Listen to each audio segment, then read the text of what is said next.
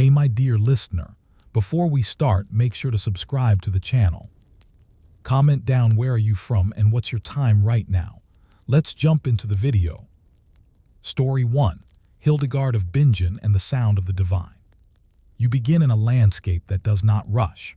The river moves steadily, as rivers do, not because anyone commands it, but because it has learned the slope of the land. Along the middle reaches of the Rhine, vineyards sit in rows that require patience rather than speed. Stone walls hold back soil. Roofs lean into weather they expect to return. This is not a place of sudden changes. It is a place where time is measured in seasons and prayers. Here, in 1098, a child is born who will spend much of her life accounting for ordinary things: illness, routine, sound, labor, while speaking of extraordinary ones. Her name will be remembered as Hildegard of Bingen, but for now, she is simply a daughter in a household that understands scarcity, obligation, and the importance of fitting into existing structures. You are not yet in a world that expects women to publish books or instruct bishops. You are in a world where daughters are counted, planned for, and often assigned early to religious life as part of family strategy. Hildegard is the 10th child, a number that matters. Tithes are owed to the church, and sometimes the tithe is not grain or coin, but a child dedicated to God. This is not described as cruelty. It is described as order. As a child, Hildegard is frequently ill. Illness in the 12th century is not an interruption of normal life. It is a condition folded into it. You live with aches the way you live with cold floors and smoky rooms. Remedies are simple: herbs, rest, prayer. Explanations vary: humors out of balance, God's testing the weakness of the flesh. No one expects a cure in the modern sense. They expect endurance. It is during these illnesses that Hildegard begins to experience something she will later call the living light. At first, it is not a theology. It is a sensation: brightness without pain, images without clear edges, understanding without words. She does not collapse or convulse. She continues to hear, see, and function. This is important because in a world wary of disorder, continuity matters. Whatever is happening to her does not disrupt the household. It does not stop the day's work. You might imagine these experiences as dramatic, but Hildegard herself insists on their quietness. They come while she is awake. They do not replace her senses. They overlay them, like a thin wash of color on familiar wood. This subtlety will later become a form of protection. In an age suspicious of uncontrolled visions, her insistence on clarity and restraint will allow others to listen. At around the age of 8, Hildegard is enclosed quite literally into religious life. She is placed under the guidance of Jutta of Sponheim, an anchoress attached to a Benedictine monastery. Enclosure is not metaphorical. It means walls, routine, limitation of movement. You rise at set hours. You pray at set hours. You eat simply. You sleep in a place that is neither private nor communal in the modern sense, but regulated. This early life is defined by structure. The rule of Saint Benedict governs the day: ora et labora, prayer and work. You learn to read the Psalms. You learn to sing them. You learn to listen. Silence is not emptiness. It is a tool. It sharpens attention. It gives shape to time. Within this environment, Hildegard's visions do not disappear. They also do not take over. They exist alongside memorization, chanting, copying texts. This coexistence matters. Mysticism here is not an escape from discipline. It is layered on top of it. The monastery does not encourage her to speak of her experiences. In fact, she keeps them largely private for decades. Not because she doubts them, but because the system she lives in rewards obedience and restraint. Daily life in the convent is unremarkable by design. You tend gardens, you prepare food, you care for the sick.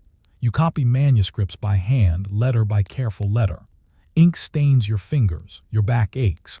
These details are not spiritual metaphors. They are tasks that must be completed regardless of inner experience. This is a form of grounding. Vision does not excuse you from chores. Music fills much of the day. Plain chant, unaccompanied, measured. The human voice carries scripture in a way that fixes it in memory. Hildegard listens closely. She notices how melody moves meaning, how breath shapes devotion. Later, this attention will become composition. For now, it is absorption. As years pass, Hildegard's reputation within the community grows not as a visionary, but as someone reliable. Reliability is currency. When Jutta dies, Hildegard is elected magistra, the leader of the small female community. This role comes with responsibility rather than freedom. You manage supplies. You negotiate with male authorities attached to the monastery. You maintain order. It is only after this election, well into middle age, that Hildegard begins to write publicly about her visions. This timing is not accidental. Authority in the medieval church is cumulative. Age, position, demonstrated obedience all provide a buffer against suspicion. When Hildegard finally speaks, she does so carefully, framing her visions not as personal insights but as commands reluctantly obeyed. Her first major work, Scivias, Know the Ways, is dictated rather than written by her own hand, a practical adaptation to illness and perhaps a symbolic distancing from authorship. You speak, others write. This arrangement reinforces humility while ensuring accuracy. The text is dense, structured, and filled with images that are explained rather than left ambiguous. Fire, wheels, buildings, bodies, everything is accounted for. The response is cautious but serious. Hildegard does not claim new doctrine. She interprets existing belief through image and sound. This is crucial. Innovation framed as clarification is safer than innovation framed as rebellion. When church authorities review her work, they do so with interest rather than alarm. Approval follows. At this point, Hildegard's life expands, but not dramatically. She does not abandon the convent. She does not seek spectacle. Instead, she continues to live within the rhythm she knows, adding correspondence, composition, and eventually travel. Her letters address abbots, bishops, even emperors, but they are grounded in practical concerns: discipline, moral decay, administrative failure. Vision becomes a lens, not a replacement for governance. You can see how the ordinary and the extraordinary remain intertwined. Hildegard writes about cosmic harmony while also cataloging plants and their medicinal properties. She composes music while managing disputes over land. She advises powerful men while worrying about the health of her nuns. Nothing is purely spiritual. Nothing is purely mundane. What makes this life sustainable is not constant ecstasy, but repetition. The bell rings. You pray. The bell rings again. You work. Over decades, this rhythm shapes a person capable of holding large ideas without losing daily footing. Hildegard's mysticism is not an interruption of history. It is folded into it, quietly influencing theology, music, and medicine without breaking the surface of routine. And yet, even with approval and order, tension remains. Hildegard's authority grows, but it rests on a fragile balance between obedience and inspiration, between silence and speech. As her voice carries further beyond the walls of her convent, you begin to sense a question forming beneath the calm surface of her ordered life. How long can a woman speak with such confidence before the structures that enabled her begin to resist? By the time Hildegard begins to speak publicly, you are no longer dealing with a fragile child or an obscure nun hidden behind stone walls. You are dealing with a woman in her 40s, then 50s, shaped by decades of routine, illness, leadership, and restraint. This matters because in the medieval world, credibility is not sudden. It accumulates slowly, like sediment at the bottom of a river. The approval of Scivias does not change Hildegard's daily schedule as much as you might expect. The bells still ring at the same hours. The prayers still require standing when joints ache. The meals are still plain, but something subtle has shifted. Words that once stayed within the cloister now begin to travel. Letters arrive with increasing frequency. Messengers bring parchment folded and sealed, often carried long distances on foot or horseback. The letters ask questions that are not abstract. They are practical and anxious. Abbots worry about lax discipline. Bishops worry about corruption. Noblewomen worry about salvation while managing estates. Even rulers worry about whether their authority aligns with divine order. You need to understand how unusual this is without imagining it as revolutionary. Hildegard is not invited because she is a woman mystic. She is invited because she is perceived as reliable, orthodox, and precise. Her visions are already vetted. Her life is already disciplined. She is not improvising. When Hildegard responds, she does not soften her words to preserve comfort. Her letters are often stern. She describes moral decay in physical terms: rotting structures, diseased limbs, imbalance. This language is familiar to a world accustomed to thinking of society as a body. If one part fails, the whole suffers. Her imagery does not shock, it clarifies.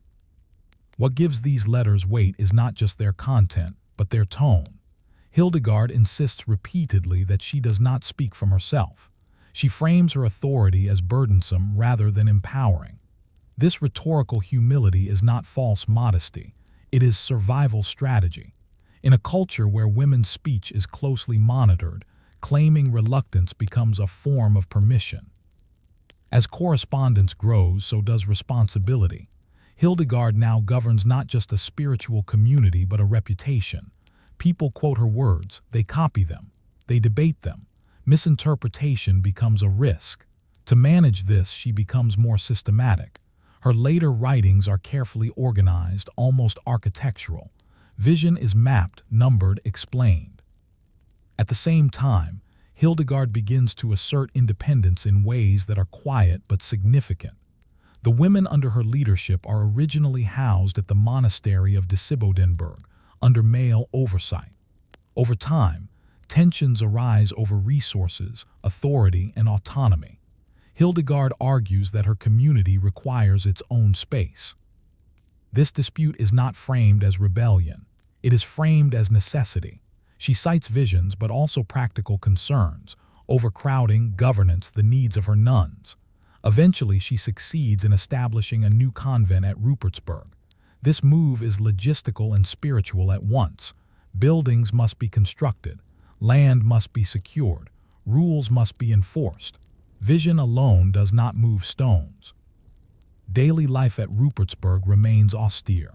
You wake early, you sing, you work, but the atmosphere is different.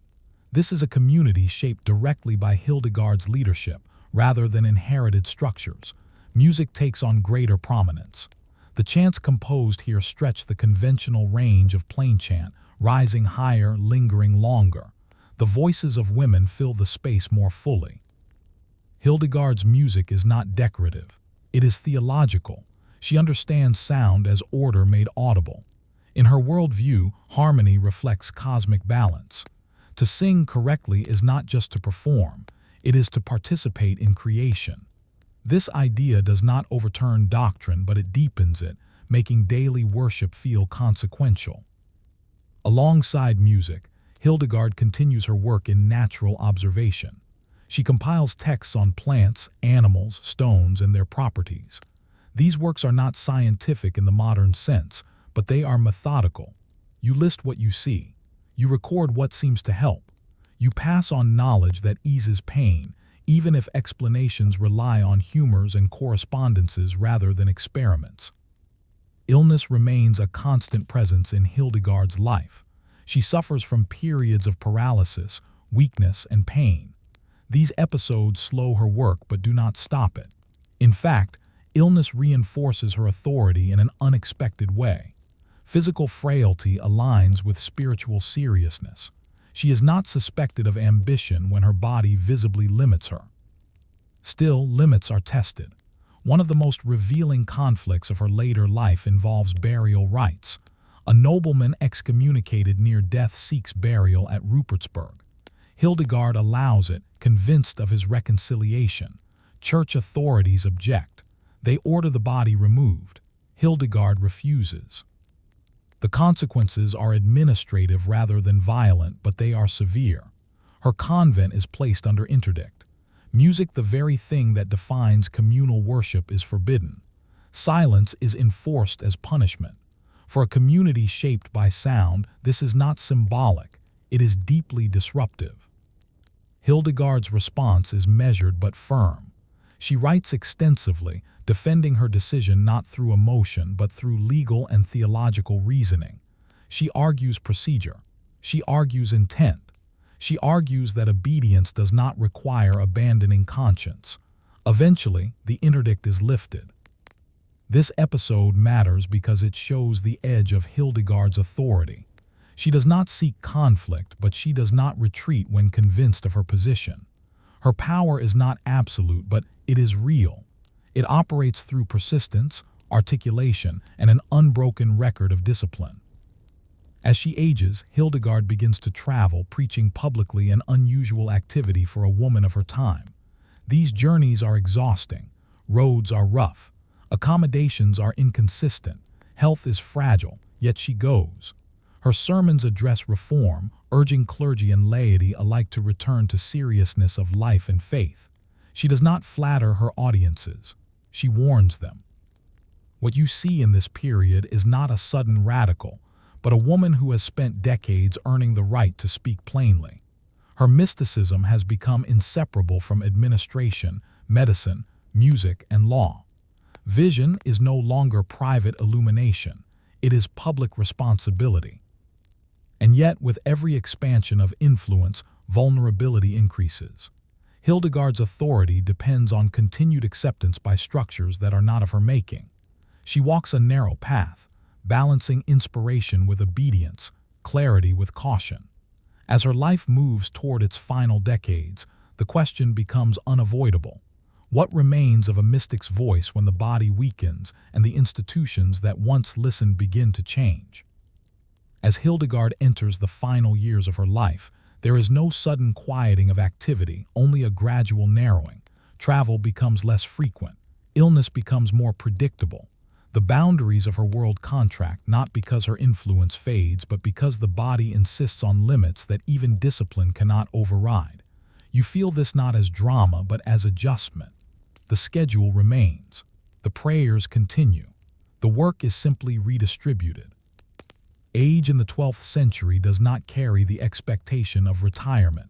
Authority, once earned, is maintained as long as breath allows. Hildegard continues to dictate letters. Messengers still arrive at Rupertsberg. Questions still need answering. Her responses remain structured, careful, and often corrective. She does not soften with age.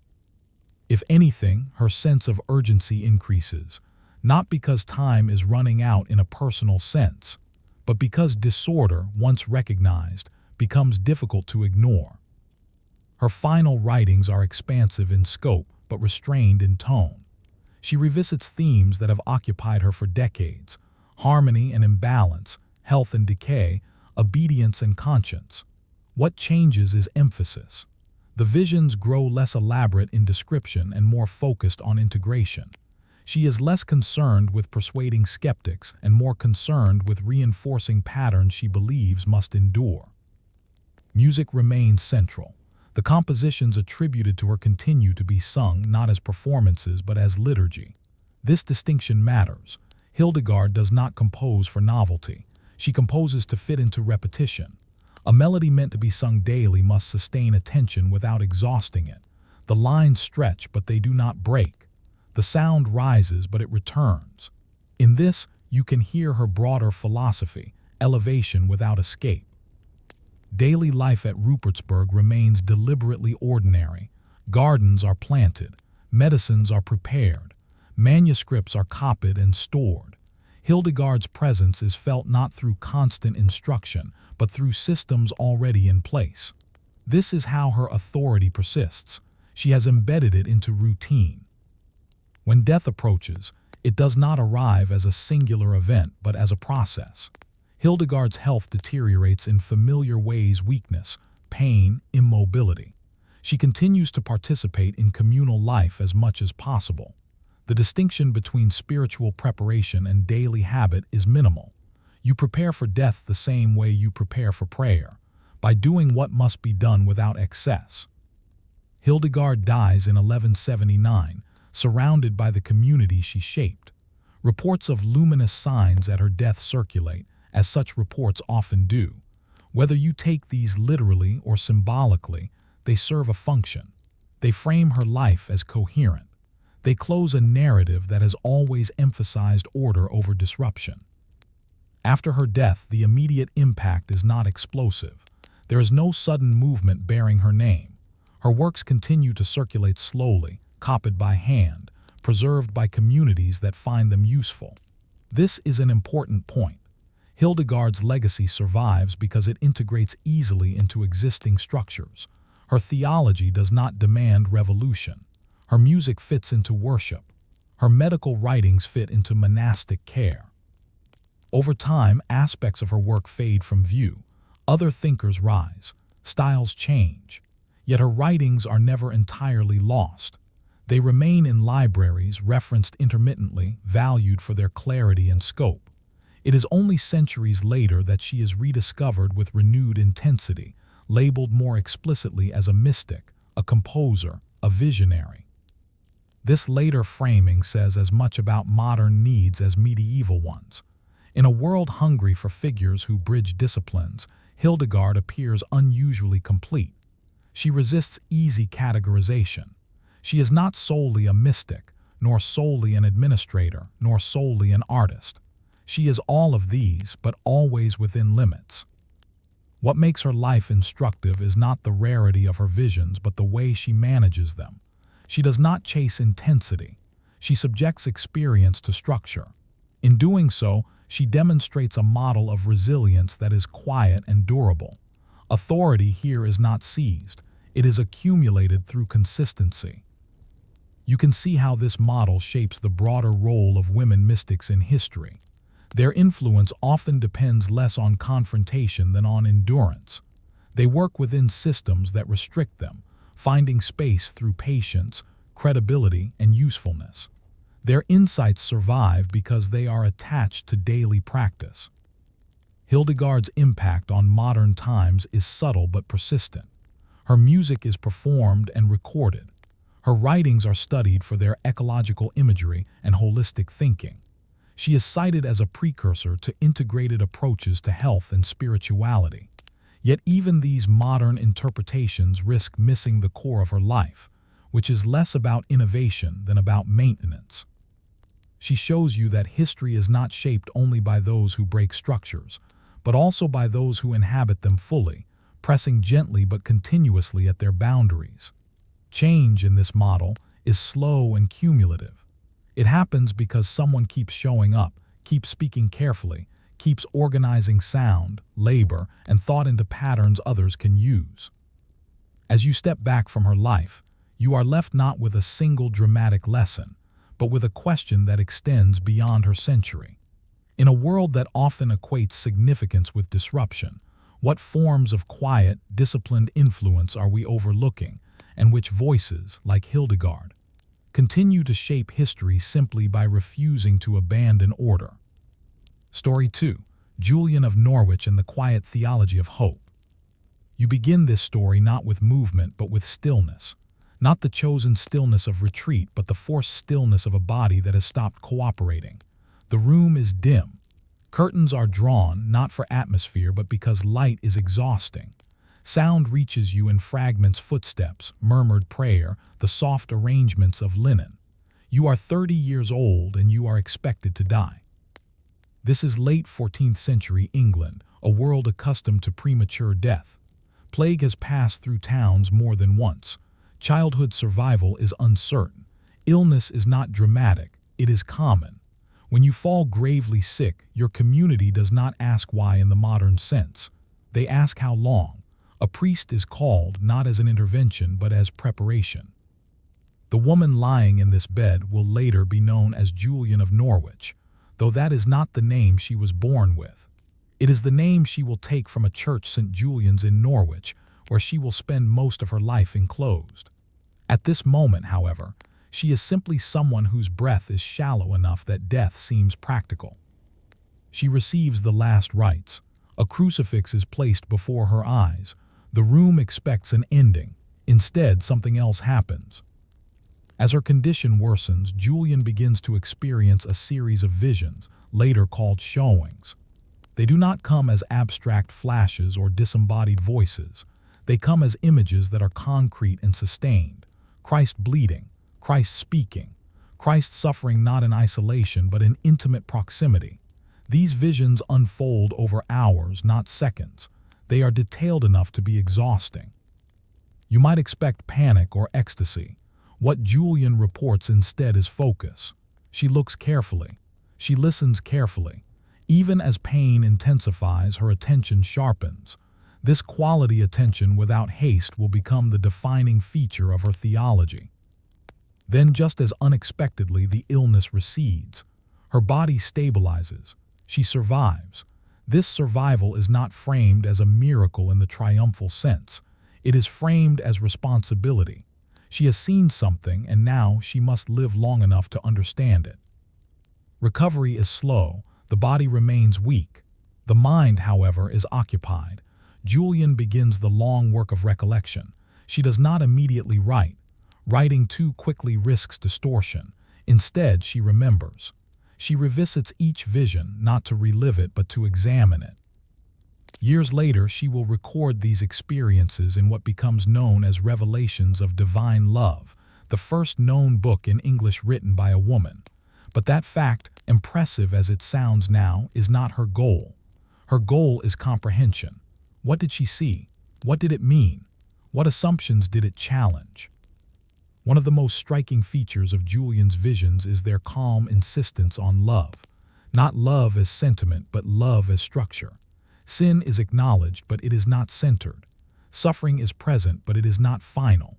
Again and again, Julian returns to a phrase she attributes to Christ.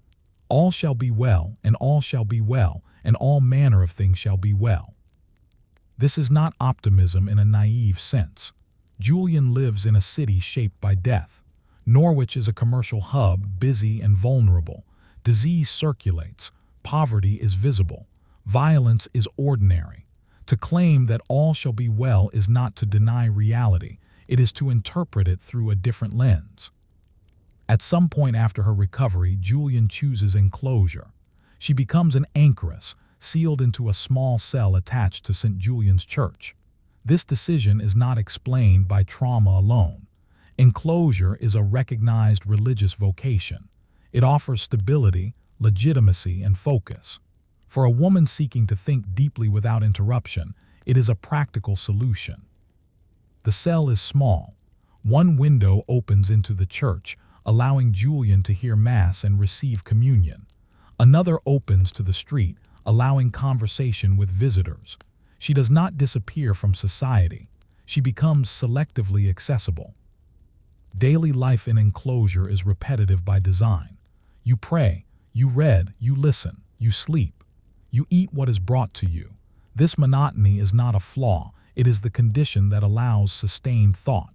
Without the pressure to produce or persuade, Julian can revisit her visions again and again, refining language, discarding excess. This slow process results in two versions of her text, a shorter early version and a longer, more developed one written years later. The existence of both is significant. It shows that Julian does not treat her initial understanding as final. Insight for her deepens over time. Certainty is not immediate. The longer text is careful and almost methodical. Julian anticipates objections. She clarifies definitions. She distinguishes between what she saw and what she concluded. This discipline protects her from accusations of emotionalism or disorder. Like Hildegard before her, Julian understands that credibility depends on restraint. What sets Julian apart, however, is her theological emphasis. She presents a God who is not primarily wrathful but nurturing. She uses maternal imagery, describing Christ as a mother who feeds and protects. This language is not meant to shock.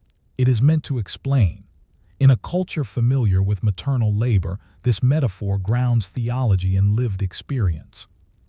Julian's enclosure places her physically on the margins but intellectually at a crossroads. Visitors come seeking counsel. They ask about fear, guilt, loss. Julian listens more than she speaks. When she does speak, she does not overwhelm. Her responses are measured, often returning the questioner to patience and trust. She does not propose new institutions. She does not organize movements. Her influence is diffuse and personal. It spreads through conversation, through copied manuscripts, through the quiet persistence of an idea that refuses to disappear. What you see emerging in this first phase of Julian's life is a mysticism shaped not by spectacle, but by recovery. Survival becomes the context for reflection. Illness becomes a teacher rather than an interruption. Enclosure becomes not withdrawal but concentration. And yet, even in this calm, unresolved tensions remain. Julian's message of universal hope sits uneasily within a church that emphasizes judgment and hierarchy. Her confidence that all shall be well raises questions she does not fully answer here. What does this mean for sin, for justice, for suffering that does not resolve neatly? These questions do not trouble her immediately. She allows them to remain open, trusting that understanding unfolds with time. As the years pass and her reputation quietly grows, you begin to sense that this theology of hope will need to face sharper scrutiny both from others and from Julian herself. Years pass, though inside the anchoress's cell they do not announce themselves clearly. Time is marked less by calendar than by repetition. You wake, you pray, you eat, you listen.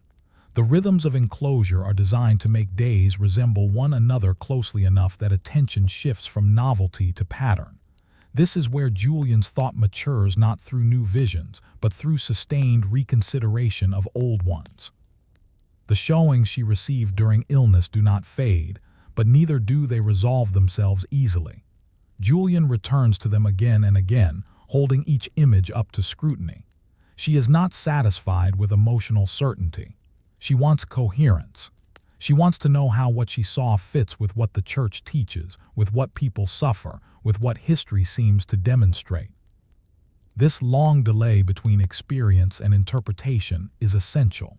In a culture where mystical claims can be dismissed as hysteria or delusion, Julian's patience becomes a form of authority. She does not rush to announce conclusions. She allows questions to remain unsettled for decades. One of the most difficult questions concerns sin. Julian's visions emphasize love, protection, and ultimate restoration. Yet the Christian framework she inhabits insists on the seriousness of sin, the necessity of repentance, and the reality of judgment. You cannot simply remove these elements without destabilizing the entire structure. Julian does not attempt to erase sin. Instead, she reframes its role. Sin, in her understanding, is real and damaging, but it is not the final truth about humanity. She describes it as behovely necessary not because God desires it, but because it becomes the means through which humility, compassion, and dependence on God are learned. This is a careful distinction. Julian is not arguing that wrongdoing is good. She is arguing that God's response to wrongdoing is more fundamental than the wrongdoing itself. Love precedes correction. Mercy outlasts failure. This position requires constant clarification, and Julian provides it, line by line, anticipating misreading. Her writing style reflects this caution. Sentences unfold slowly. Ideas are revisited with slight variations, as if viewed from different angles. This is not redundancy, it is method. Julian understands that understanding develops through repetition. She is also acutely aware of the limits of language. Again and again, she reminds you that what she saw exceeds what she can say. Words approximate. They do not contain. This admission does not weaken her argument, it stabilizes it. By acknowledging uncertainty, she avoids false precision. Visitors to her cell bring with them the anxieties of the age. Some are frightened by plague. Some are burdened by guilt. Some are weary of a religious culture that emphasizes fear as motivation. Julian listens. Her responses do not invalidate fear, but they do reposition it. She directs attention away from speculation about punishment and toward trust in divine intention. This does not make her popular in an immediate sense. Her theology spreads slowly, copied by hand, read privately. It does not lend itself to slogans or institutional adoption. Its power lies in endurance. People return to it when other explanations exhaust them. Julian's insistence that God is never angry in the human sense is particularly challenging. She distinguishes between wrath as a metaphor for correction and anger as emotional volatility. God, in her view, does not lose control. God does not react. God sustains. This idea unsettles a framework built on fear of retribution. Julian does not deny consequences, but she resists interpreting them as expressions of divine hostility. Suffering, she suggests, is not evidence of abandonment.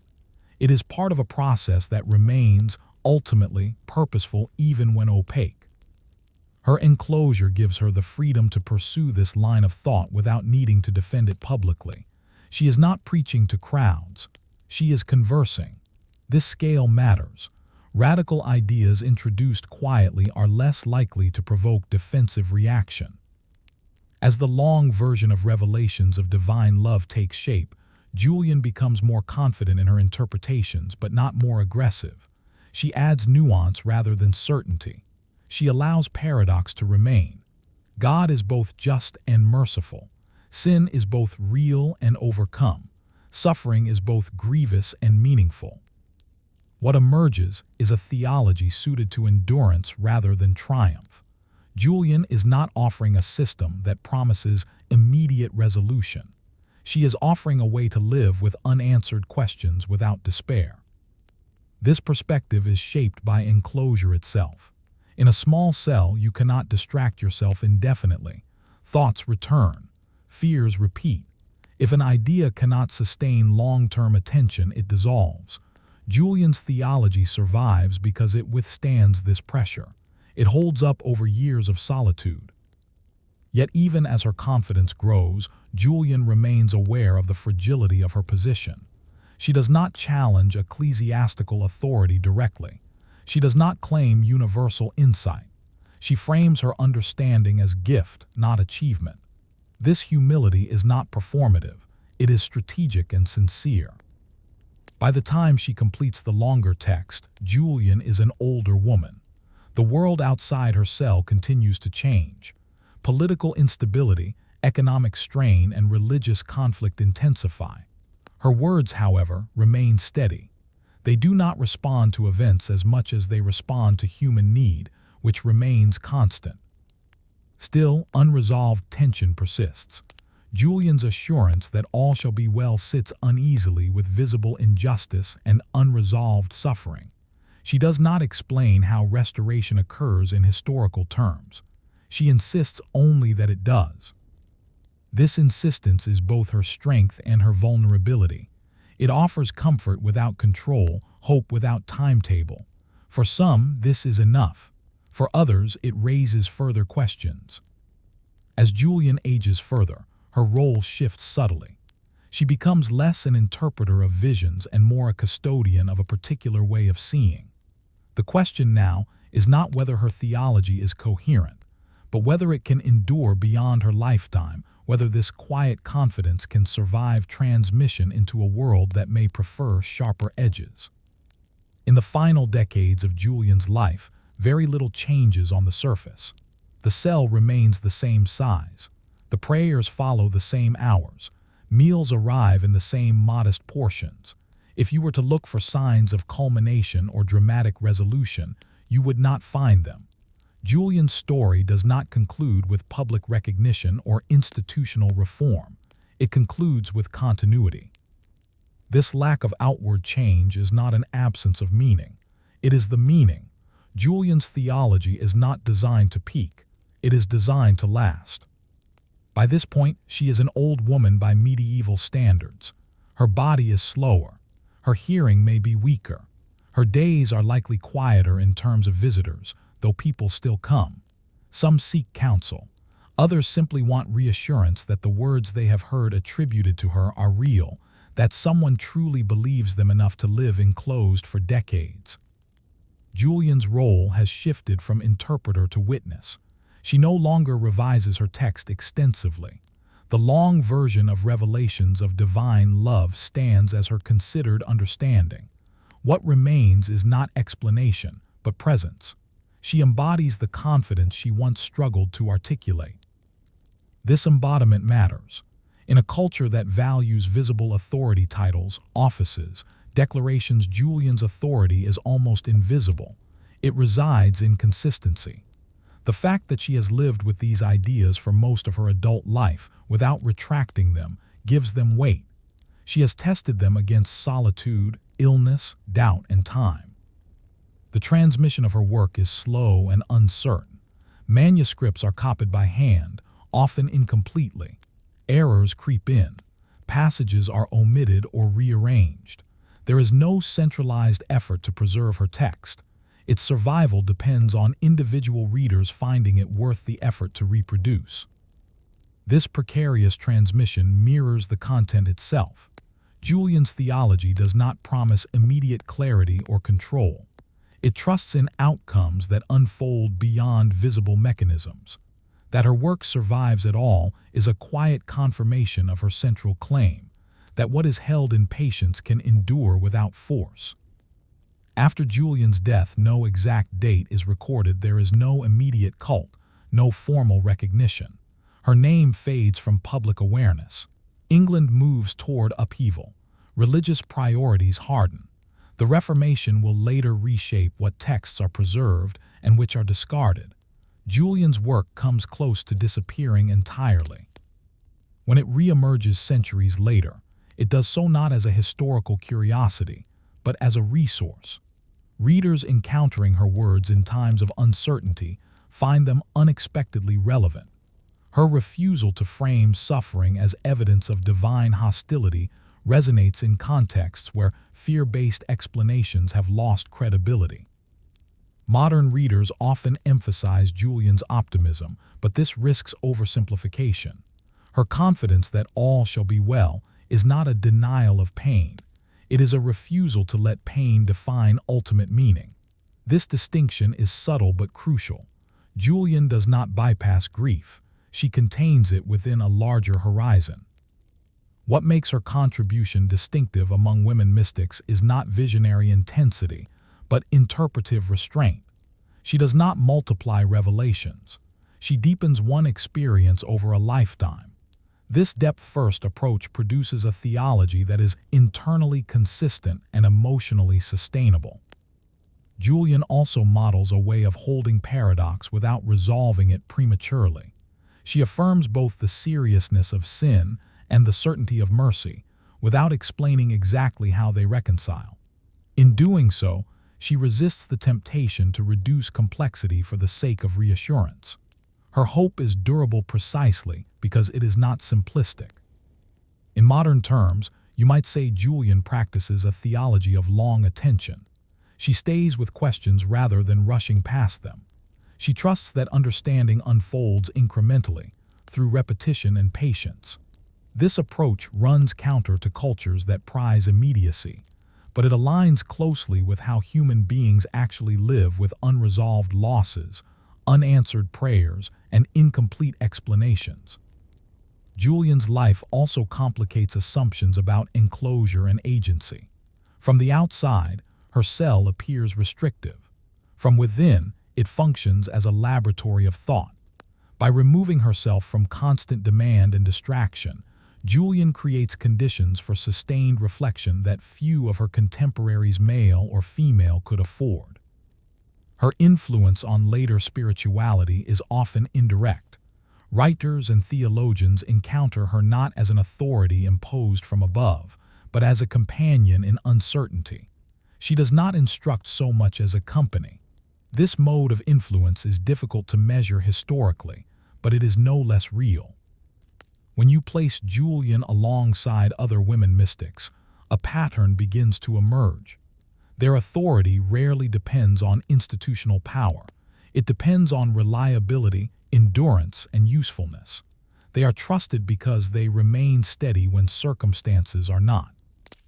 Julian's particular steadiness lies in her refusal to weaponize fear. She does not motivate through threat. She motivates through assurance that meaning exists even when obscured. This is a radical stance in any age marked by instability. As you step back from her life, you may notice that nothing about it demands admiration in the conventional sense. There are no dramatic confrontations, no sweeping reforms. And yet, her words continue to circulate precisely because they do not exhaust the reader. They leave space. Julian shows that history is not shaped only by those who act, but also by those who attend, who watch closely, think slowly, and refuse to abandon trust when evidence is incomplete. Her mysticism is not an escape from reality. It is a method for remaining present within it. The unresolved question she leaves behind is not theological so much as practical. If hope can be sustained without certainty, if trust can coexist with unanswered suffering, then what forms of patience might we recover in our own lives, and what kinds of quiet voices, like Julian's, are still speaking unnoticed from the margins of history? Story 3. Mechthild of Magdeburg and the Flowing Light. You begin this story without a convent, without enclosure, without the reassuring boundaries of stone walls and fixed schedules.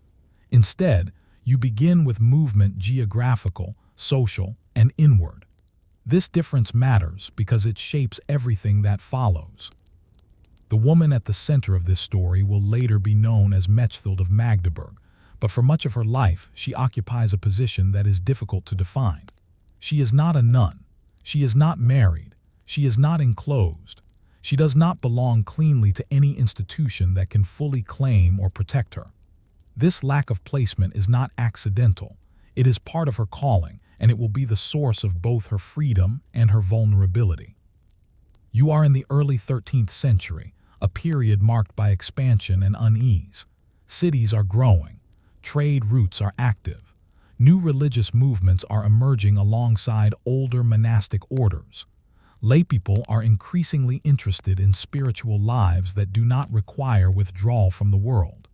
This energy produces innovation, but it also produces suspicion. Mechthild is born into a noble family around 1207.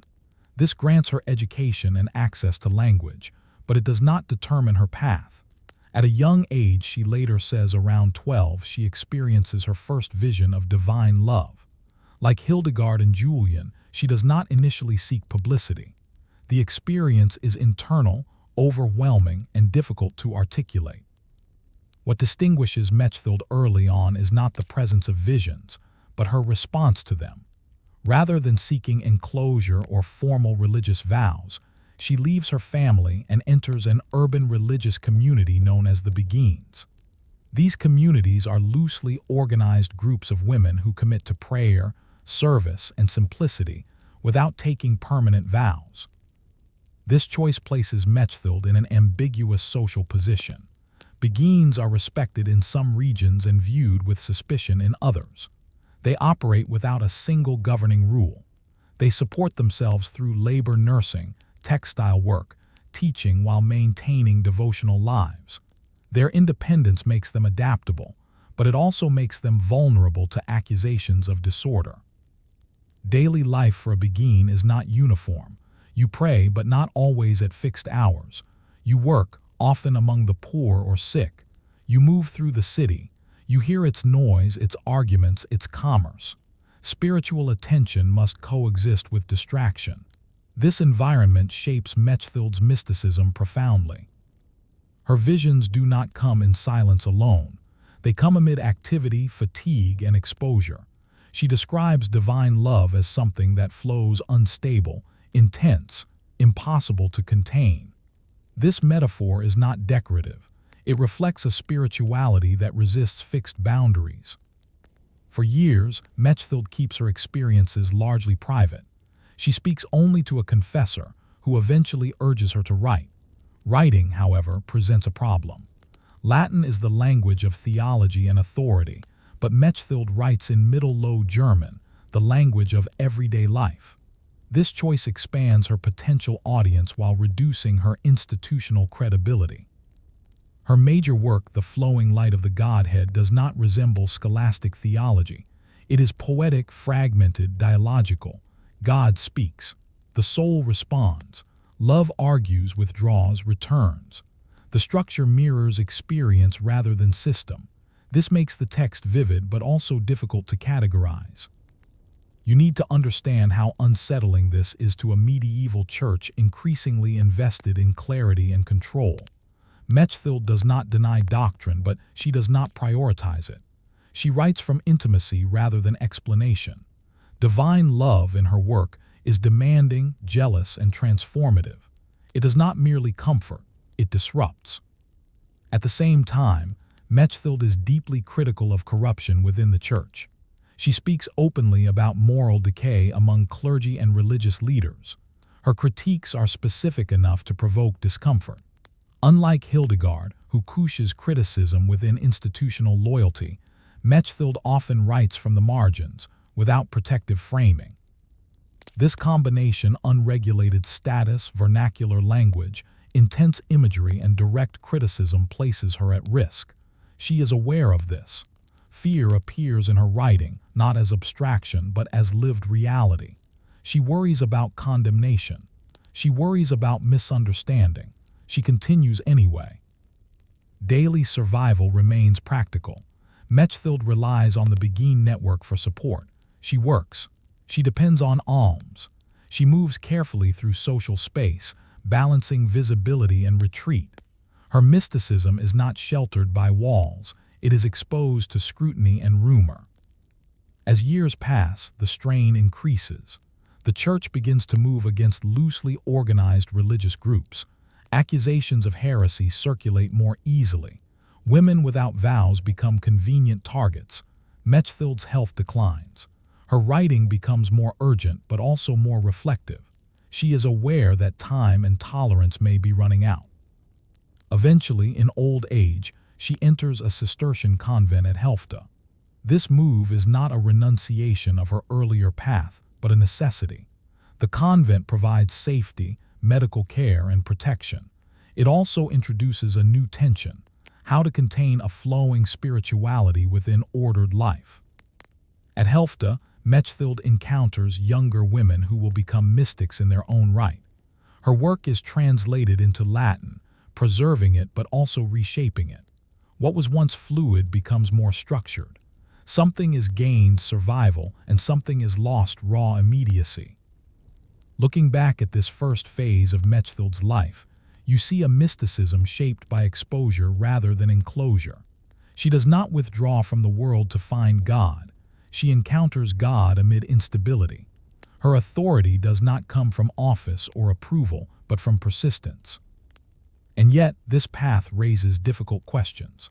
How much vulnerability can a mystic endure without protection? What happens to a voice that refuses fixed form when institutions demand stability? As Mechthild moves from the open world of the Beguines into the structured safety of Helfta, you are left wondering what compromises will be required, and what parts of the flowing light can survive containment. By the time Mechthild's writing begins to circulate beyond her immediate circle, the ground beneath her is already shifting.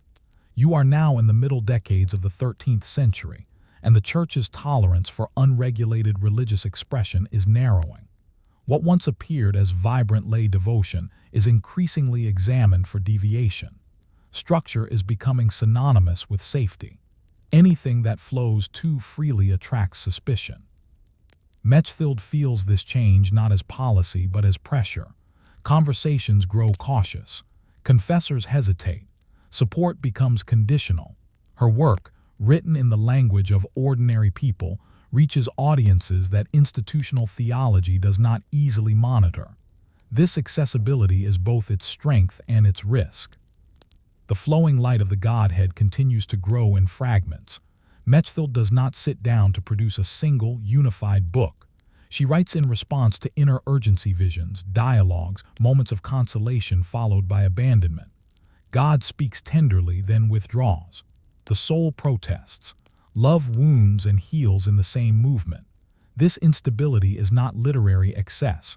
It reflects her lived experience.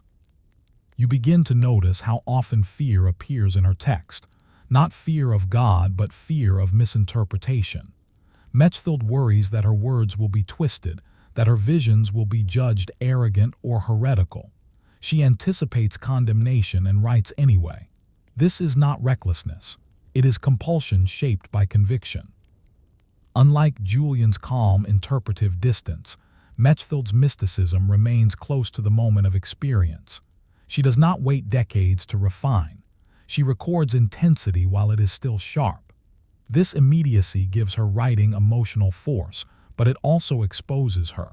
She leaves fewer protective layers between vision and reader. Her criticism of the church becomes more pointed in this period.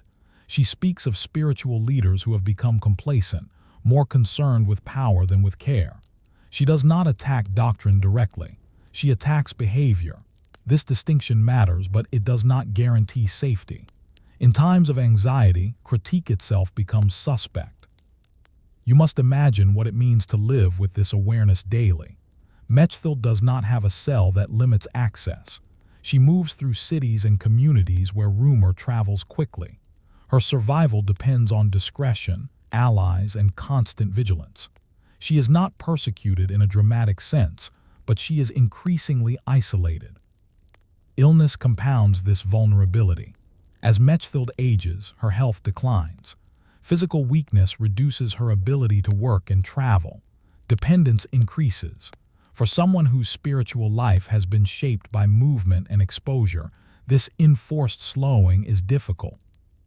It is during this period that the possibility of convent life becomes not just attractive, but necessary. The Cistercian convent at Helfta, later known as Helfta Abbey, offers something Mechthild has never had: institutional shelter. Within its walls, she can receive care, protection, and stability.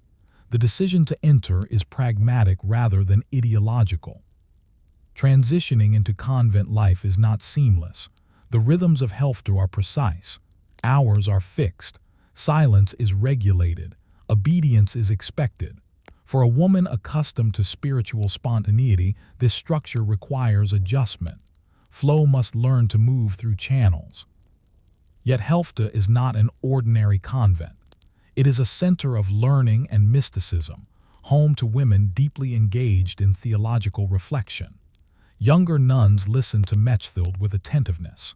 Her experiences, once marginal, now inform a community already open to visionary spirituality. Within this setting, Mechthild's work begins to change form. Parts of the flowing light are translated into Latin. This translation ensures preservation and wider circulation, but it also alters texture. Vernacular immediacy gives way to scholastic clarity. Dialogue becomes treatise. Emotion becomes concept. This is not betrayal. It is adaptation. Without translation, her work might vanish.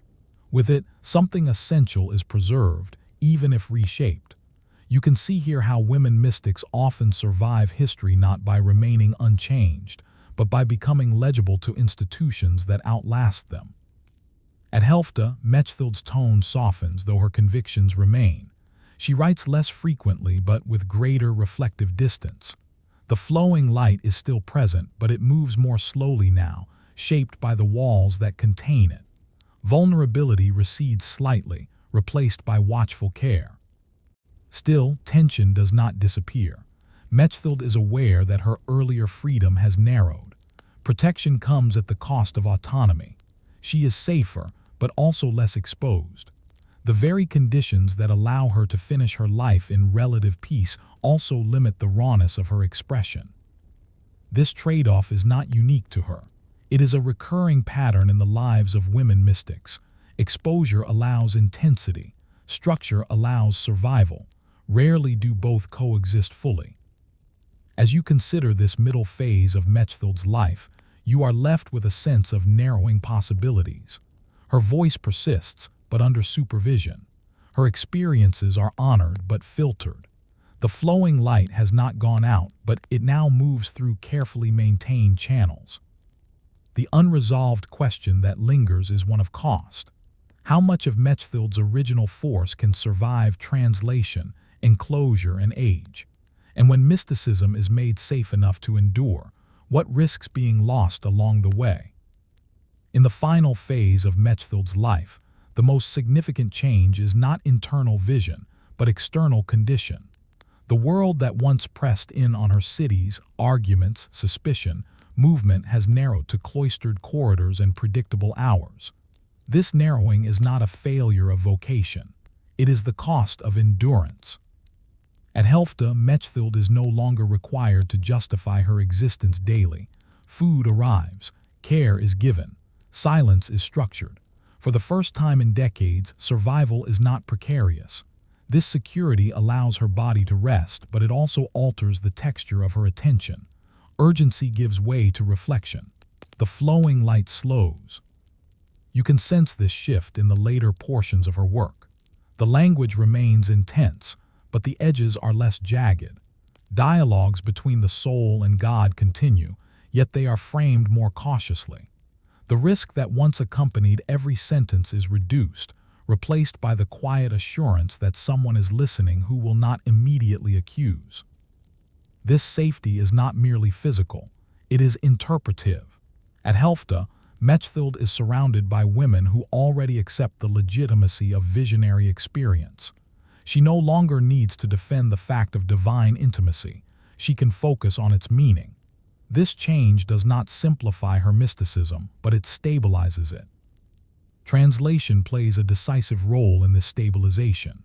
As her writings are rendered into Latin, they become accessible to a broader clerical audience. They also become subject to editorial decisions. Metaphors are clarified. Excess is trimmed. What cannot be reconciled with accepted theology is softened or omitted. This process raises an unavoidable question: whose voice survives translation? Mechthild's ideas endure, but the tone of exposure, the sense of risk and immediacy diminishes. The flowing light becomes a river with banks. From one perspective, this is loss. The radical openness that defined her early years is constrained. From another perspective, it is preservation. Without this adaptation, her work might not survive at all. History often remembers what can be organized. Mechthild herself seems aware of this tension. In her later reflections, she does not romanticize suffering or marginality. She does not claim that danger is inherently purifying. Instead, she accepts containment as a form of care, even as she acknowledges what it costs. Her body continues to fail. Age and illness limit her capacity for sustained writing. Vision does not disappear, but it becomes quieter, less insistent. The mystical life in this stage resembles ordinary endurance more than ecstasy. You live with what has already been given. Within the convent, Mechthild becomes a source rather than a center. Younger women draw from her experience. Her influence is present in conversations, attitudes, and ways of praying. She does not need to speak constantly. Her authority has shifted from expression to example. This shift highlights an often overlooked aspect of mystical life: its dependence on time. Early intensity may attract attention, but longevity determines impact. Mechthild's willingness to adapt first to the openness of beguine life, then to the containment of monastic order, allows her voice to persist beyond the circumstances that produced it. When Mechthild dies, likely in the early 14th century, there is no dramatic conclusion. Her passing is not marked by public controversy or immediate canonization. It is marked by continuation. The convent remains. The manuscripts remain. The flowing light does not end, it disperses. Over the centuries, her work will be rediscovered and reinterpreted, often through the lens of later mystics shaped by more stable institutional frameworks. Readers will encounter her not as a vulnerable laywoman navigating suspicion, but as a voice within a recognized tradition. This reframing both honors and obscures her.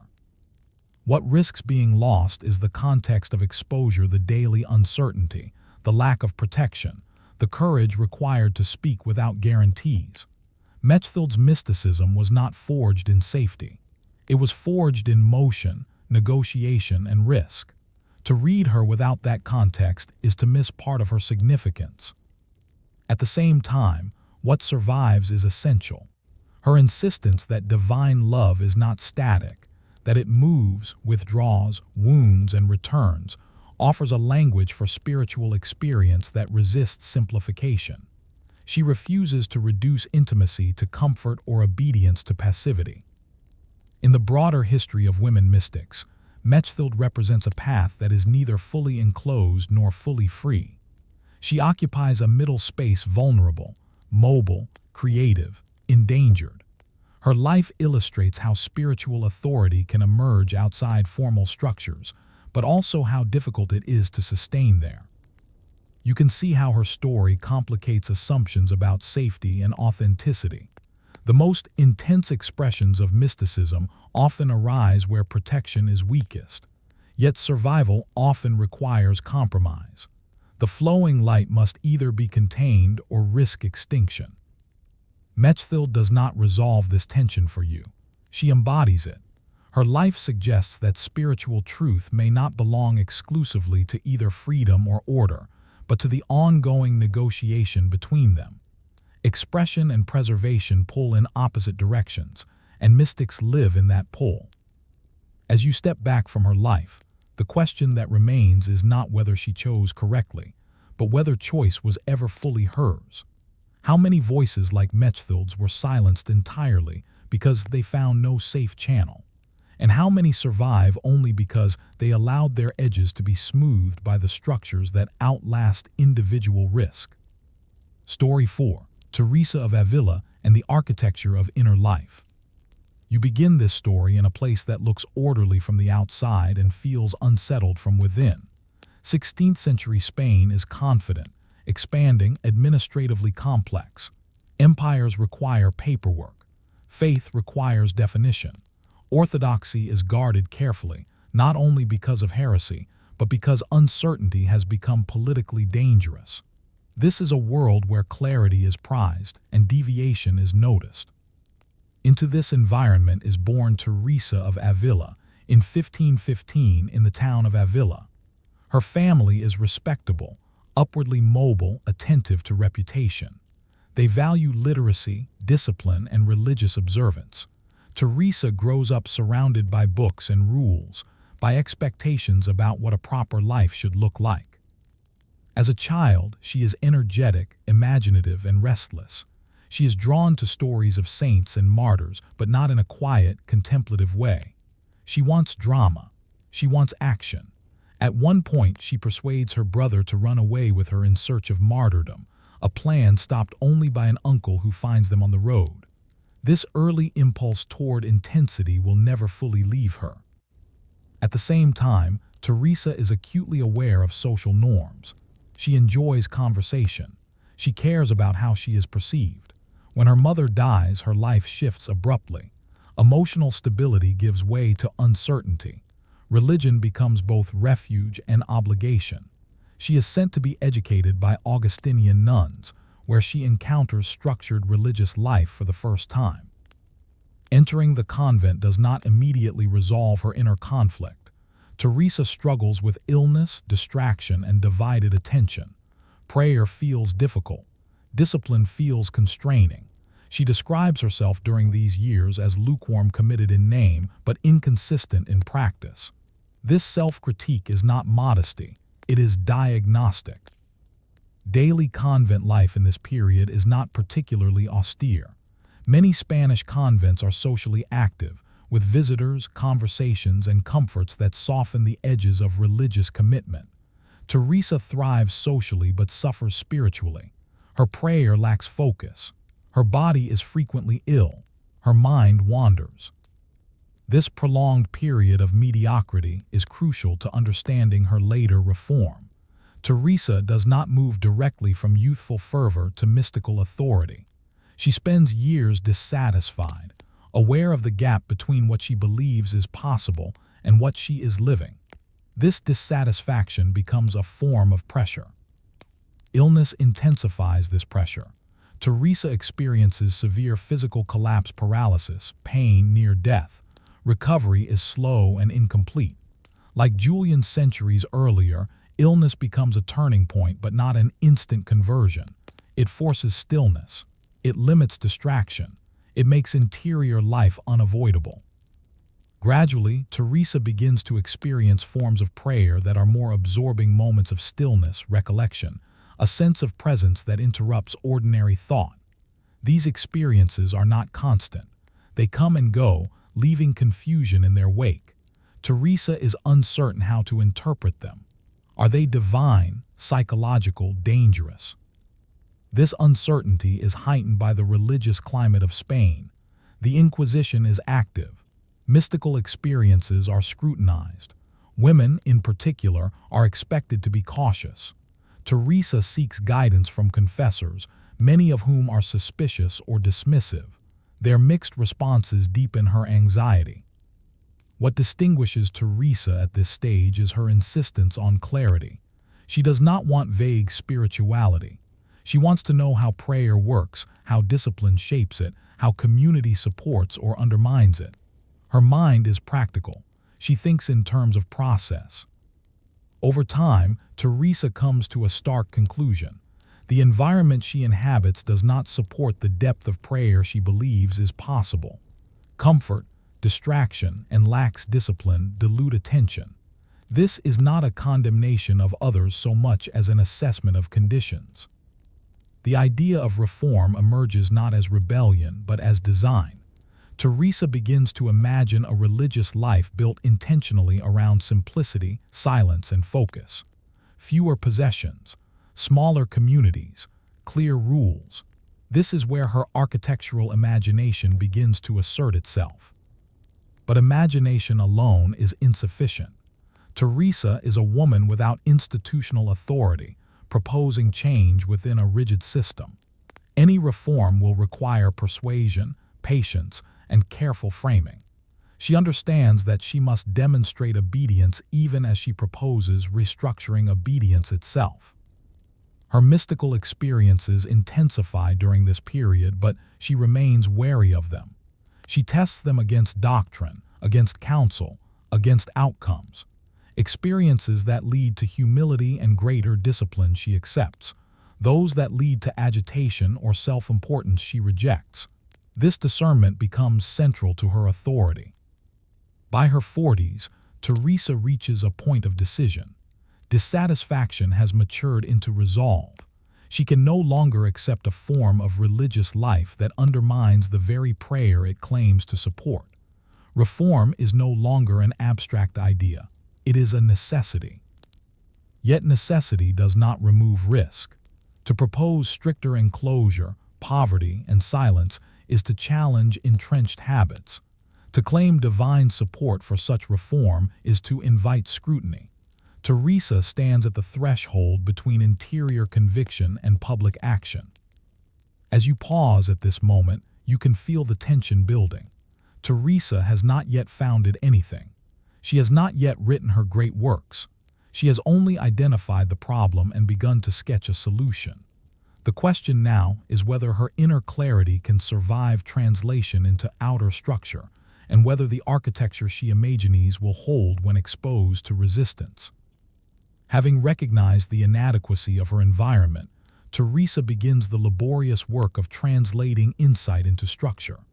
This phase of her life is less about mystical vision than about practical architecture, the architecture of daily life, habit, and attention.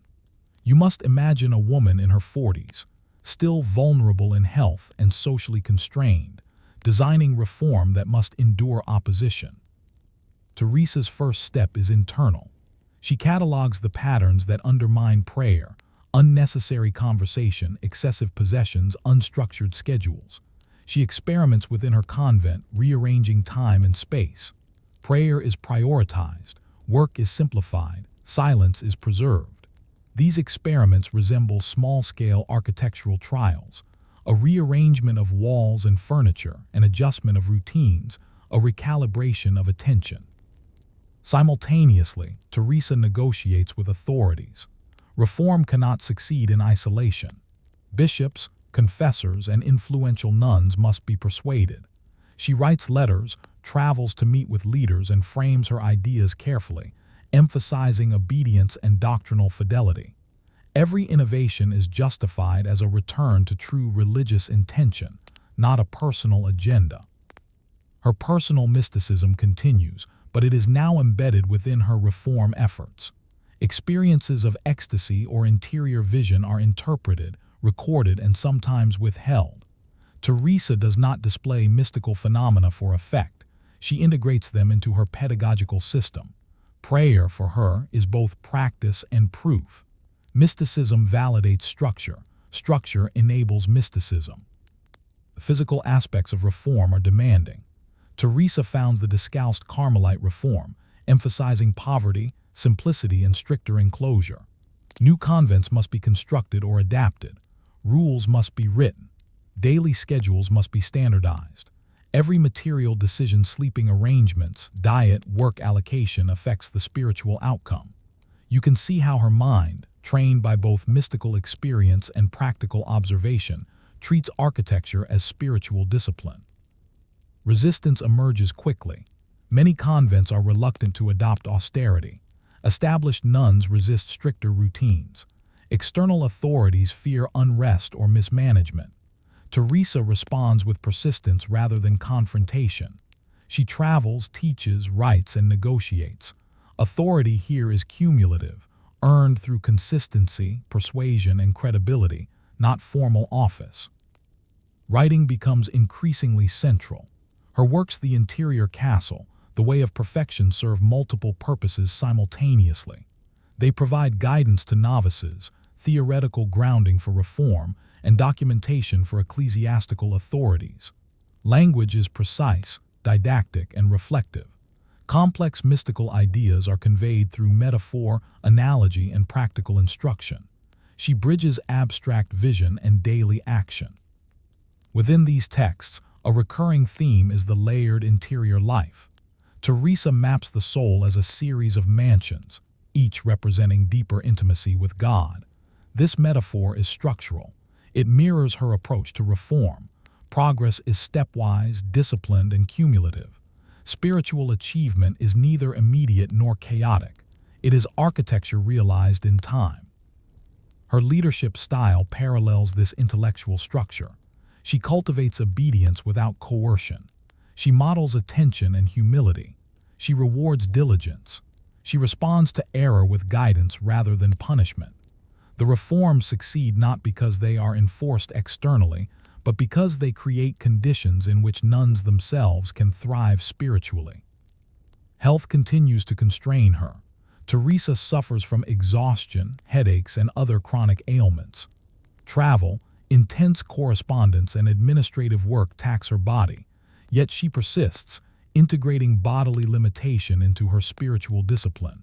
Endurance becomes both personal practice and exemplar for others. A key insight emerges. Reform requires dual attention to the individual soul and the system that shapes it. Teresa balances mystical vision with practical constraint. The inner castle requires interior focus. The convent requires external order. Neglect either, and the entire structure risks collapse. This balance is precarious. It demands negotiation with multiple pressures: institutional authority, local custom, human temperament, and one's own frailty. Yet it also yields profound results. Convents under her guidance flourish, producing disciplined, spiritually attentive communities capable of sustaining themselves long after her death. As you follow her life through these years, you notice the methodical integration of mysticism, pedagogy, and administration. Each aspect reinforces the others. The visionary life informs the rules preserve the visionary life. Teresa's genius is not only mystical but architectural. She constructs conditions in which mystical experience is reliable, replicable, and sustainable. But this success is not without tension. Each convent reformed carries potential backlash. Teresa must navigate suspicion, envy, and institutional inertia. She cannot rely solely on charisma or spiritual authority. She must document, codify, and persuade. Authority becomes visible not in dramatic acts, but in the slow accumulation of trust, credibility, and order. And yet, even with careful planning, unresolved questions persist. How far can reform extend before resistance becomes entrenched? How much control over spiritual experience is appropriate? How can a structure support depth of prayer without calcifying the very vitality it seeks to protect? These tensions are not philosophical abstractions. They manifest daily in conflicts with nuns, ecclesiastical authorities, and local communities. Teresa's approach is iterative. She adapts, she experiments, she negotiates. Structure becomes a living, flexible tool rather than a static rulebook. At the end of this phase, you see Teresa poised on the edge of broader recognition. Her foundations are laid, reform communities exist, her writings circulate, and her authority, earned through persistent negotiation of the visible and invisible, begins to solidify. Yet the work is ongoing. Mysticism, reform, and administration continue to intersect in ways that will test her endurance and ingenuity. The unresolved question here is subtle but persistent. When the interior life is mapped and structured externally, can the soul's freedom remain intact? Teresa's genius rests on the tension between constraint and liberty, between enclosure and inner expansion. The challenge she faces is to maintain this balance without collapsing under the weight of administration, expectation, or her own health. In the final stage of Teresa's life, the structures she labored to build, both physical and spiritual, begin to solidify. Convents founded under her guidance are operational, novices are trained, and the rhythms of the discalced Carmelite reform have become habitual. Yet her life is far from serene. Even in her old age, she is pressed by health issues, travel, and the weight of responsibility. Mortality reminds her that the work she has built must survive beyond her immediate presence. Teresa's health remains fragile. Episodes of severe exhaustion, headaches, and vertigo force her to rely on assistants and confessors for practical matters. Travel, which she undertakes to establish new convents, exacerbates her physical weakness. Yet she persists, understanding that structure, both architectural and administrative, cannot be transferred intact without her personal supervision during its initial formation. Her writing during this period reflects a remarkable combination of reflection and precision. In The Interior Castle, she presents a sophisticated map of the soul's journey toward union with God. The 7 mansions, arranged hierarchically, are not abstract stages but practical frameworks for prayer, meditation, and moral development. Each mansion is a space to inhabit, to cultivate, and to traverse consciously. What makes this work extraordinary is its dual focus, the internal and the external. The interior life is mapped as architecture, reflecting her lifelong fascination with order and structure. But these rooms also correspond to external practices: obedience, humility, communal engagement that must be maintained to support the journey inward. In this sense, her spiritual architecture mirrors the convent she builds. Walls and passages, spaces of isolation and connection, movement constrained to allow growth. By the 1580s, Teresa is widely recognized not only as a reformer but as a spiritual authority. She is consulted by clergy, royalty, and fellow nuns. Her reputation crosses borders, reaching France, Italy, and even England. Yet her influence is still exercised cautiously. She balances humility with assertion, obedience with innovation, ensuring that authority does not become overbearing or abusive. One of the enduring lessons of this period is the integration of mysticism with practicality. Mystical experiences, ecstasies, visions, deep prayer are neither pursued recklessly nor displayed for effect. Instead, they are embedded within disciplined routines. The extraordinary is normalized, framed within repetition and structure. In this, Teresa mirrors other women mystics like Hildegard and Julian.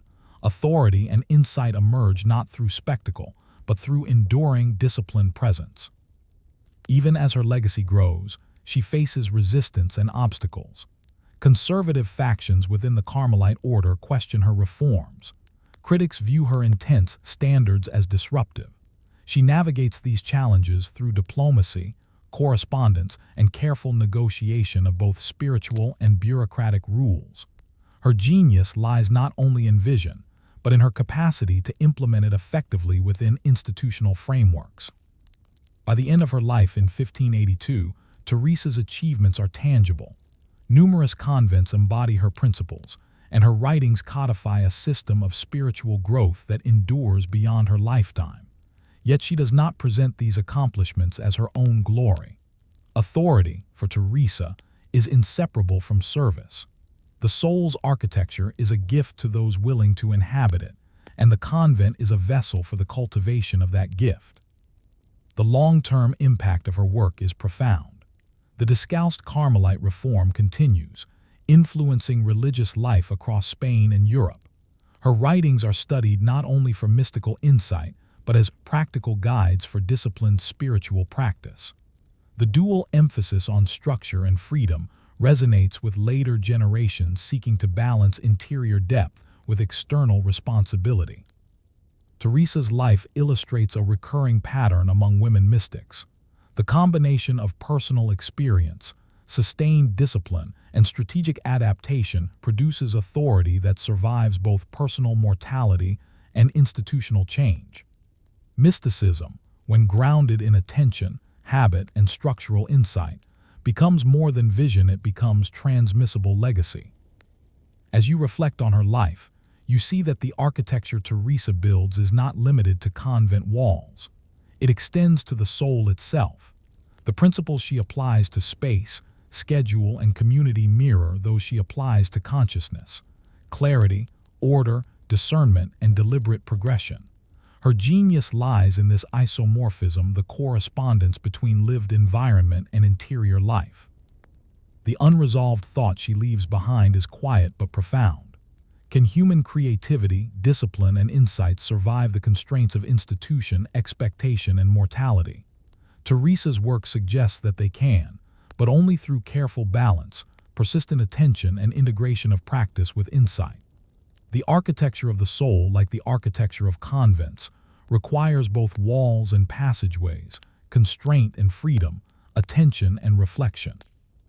In the end, Teresa's life is not about dramatic display or heroic revelation. It is about enduring work, meticulous construction, and the patient cultivation of interior and exterior order. Her contribution is enduring not because it dazzles, but because it sustains. The interior castle she mapped is inhabited, explored, and transmitted across generations, reminding us that true influence often emerges from disciplined attention, practical design, and the courage to reconcile freedom with structure. Story 5. Catherine of Siena and the Diplomacy of Prayer. You begin this story in a crowded, bustling city of the late 14th century. Siena, a walled urban center in Tuscany where trade, politics, and religious devotion intersect in ways that shape daily life down to the smallest detail. Streets are narrow and often filled with the smells of cooking, livestock, and tanners at work. Commerce hums constantly, and families live in tightly packed quarters where privacy is scarce. Into this dense, visible world, a remarkable woman will emerge, navigating both the spiritual and the political spheres with astonishing courage. This is Catherine of Siena, born in 1347 to a merchant family. She is the 23rd child of her parents, though only 25 survive into adulthood, a stark reminder of the precariousness of life at that time. Catherine's family is devout but not extraordinary in social influence. Her father trades cloth, her mother manages domestic responsibilities. Yet from an early age, Catherine demonstrates an intensity of devotion that sets her apart. As a child, Catherine experiences visions of Christ, Mary, and angels. Unlike the contemplative enclosure of Julian or Teresa, she initially receives these revelations within the family home, among siblings and servants. She fasts rigorously, sometimes to the point of illness, and spends hours in private prayer while the city hums around her. Her mother, concerned for her health, attempts to moderate these extremes, but Catherine insists that divine will cannot be postponed or ignored. By age 7, she claims to have received a mystical marriage to Christ, a motif that will recur in her writings and visions. This spiritual union frames her life. She is no longer a child simply following familial rules. She is a mediator of divine love, a vessel for messages that will stretch far beyond her household. Yet this early vision also sets the stage for tension. The external world does not easily accommodate intense spiritual autonomy, especially in a young girl. As she matures, Catherine rejects marriage, choosing a life of religious dedication within her own city. She joins the Third Order of Saint Dominic, a lay branch that allows her to live among ordinary citizens while committing to prayer, penance, and service. This choice positions her uniquely. She is not cloistered, nor does she rely on convent walls for authority. Instead, her influence grows in public, through her presence, her counsel, and eventually her writing. Daily life for Catherine is rigorous. She attends Mass, tends to the sick, teaches children, and engages with the urban poor. Her practices of fasting, vigil, and labored devotion are severe, sometimes drawing criticism from those who worry for her health or question the propriety of such extremes. Yet Catherine persists, seeing her personal discipline as inseparable from her public vocation. Her body is both instrument and witness. Her mystical experiences intensify in adolescence. She receives extended visions of Christ, dialogues with the Virgin Mary, and spiritual insights into the nature of sin, love, and divine justice. Unlike other mystics who often record visions retrospectively, Catherine experiences these encounters while actively engaging with the world. This integration of interior revelation with external activity becomes a hallmark of her life. Mystical insight is inseparable from practical intervention.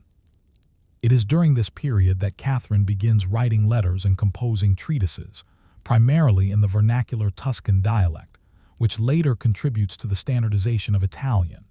She is aware that Latin is the language of authority, yet she chooses accessibility. Her audience is diverse: clergy, political leaders, ordinary citizens. She writes with clarity, urgency, and moral conviction, addressing specific concerns while framing them within a larger vision of divine order. Catherine's growing influence draws attention and skepticism. The church hierarchy, already wary of lay women who act independently, monitors her carefully. Some clergy suspect her of overstepping bounds, others recognize her insight. She navigates these tensions with a combination of humility and assertiveness, presenting herself as obedient to church authority while simultaneously advocating for urgent reforms, both spiritual and political. Her interventions are extraordinary. Catherine begins to correspond with popes, cardinals, and rulers, advising them on ethical, political, and ecclesiastical matters. She pleads for peace in Italy, for reform in the papacy, and for the welfare of ordinary people. Her voice carries weight not because of office or lineage, but because of demonstrated integrity, moral courage, and evident spiritual insight. One defining feature of her work is her understanding of diplomacy as spiritual practice. Prayer, fasting, counsel, and correspondence are not separate, they are intertwined. The act of negotiating with political and religious leaders is, in her mind, an extension of mystical union. Divine insight becomes a tool for shaping real-world outcomes, not a retreat from them. This integration is rare and precarious. It exposes her to political conflict and the potential for misunderstanding, yet it also amplifies her impact. The city of Siena itself shapes her abilities. In a relatively small, politically complex urban environment, personal networks matter. Catherine leverages familial, religious, and civic connections to create channels for influence. Her intimate knowledge of social structures allows her to act strategically, blending moral authority with practical intelligence. By the time she reaches adulthood, Catherine's reputation as a visionary and counselor has grown. Citizens seek her guidance. Leaders consult her letters, yet she remains acutely aware of risk. Mystical women who speak publicly are vulnerable to accusation of heresy, scandal, or social impropriety. Her persistence is courageous, but it is also disciplined. She calibrates speech, action, and visibility carefully. As you pause at this stage, you notice a tension threading through her life. Catherine's visions compel action. Her devotion demands intervention. Yet the society she inhabits is neither designed to protect her nor necessarily receptive to female authority. How can one integrate interior insight with exterior responsibility without jeopardizing both self and mission? Catherine's life is about negotiating this precarious balance, a negotiation that will continue for decades, drawing her into political and ecclesiastical arenas previously inaccessible to women. The unresolved question at the end of this phase is immediate and practical. How far can spiritual authority extend in a society that both reveres and restricts women's voices? Catherine's path is unfolding, and the consequences, both personal and societal, are just beginning to take shape. Her mystical insights promise influence, but also exposure, risk, and opposition.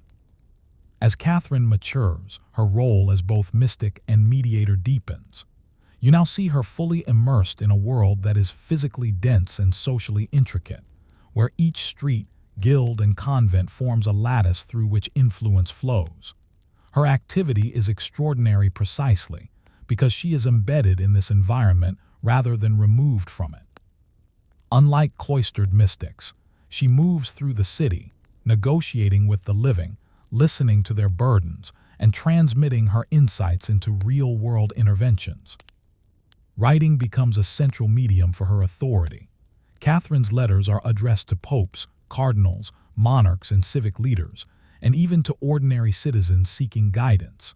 In them, she combines moral exhortation with strategic advice, urging reform while appealing to conscience, faith, and practical wisdom.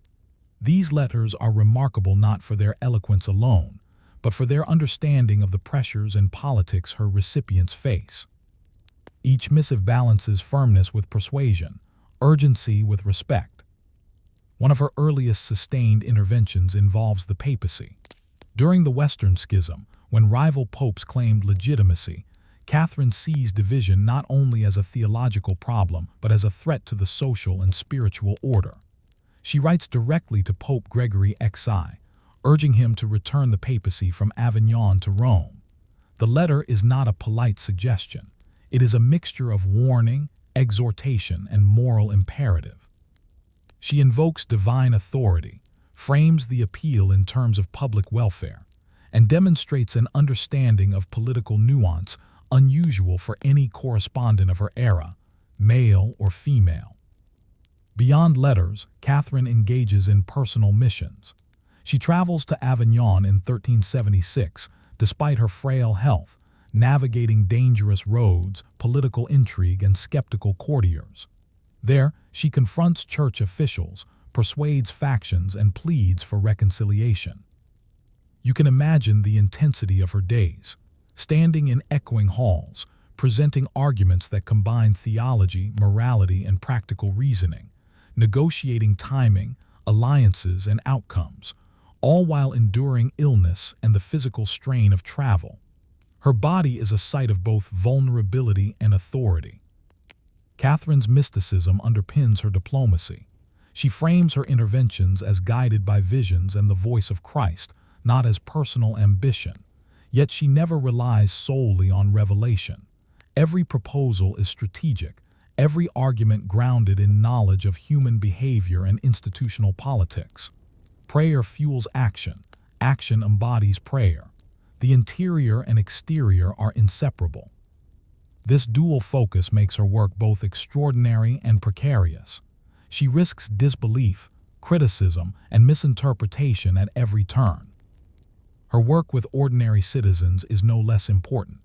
In Siena, she tends to the sick, teaches children, and mediates local disputes. These acts are not symbolic. They are practical interventions that demonstrate the feasibility of moral principles in daily life. By aligning mystical authority with tangible action, she creates credibility that allows her to be heard by the powerful. Her reputation rests not on spectacle but on consistency. This period of Catherine's life also reveals the costs of sustained engagement. Her physical health deteriorates under pressure. She fasts rigorously, sometimes to the point of near collapse, interpreting self-denial as both spiritual discipline and witness. Her psychological burden is immense. Maintaining clarity, moral authority, and persuasive capacity in the face of political complexity and spiritual intensity requires extraordinary focus. The very qualities that enable her influence vision, moral certainty, courage also expose her to strain and criticism. Catherine's correspondence and missions reveal a unique approach to spiritual and political authority. She never commands in the conventional sense. She cannot legislate or enforce decisions. Her influence comes through moral and spiritual persuasion, the credibility of lived discipline, and the perception of divine guidance. You can see how fragile this type of authority is. It depends entirely on recognition by others and on their willingness to act on her counsel. One misstep, one perception of overreach could have undermined decades of work. Her letters are remarkable for their pragmatism. She adapts tone, argument, and presentation depending on the recipient's status, temperament, and political situation.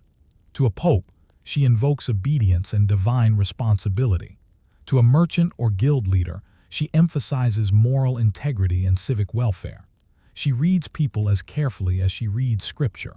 The correspondence itself becomes a tool of diplomacy as much as a record of mystical insight.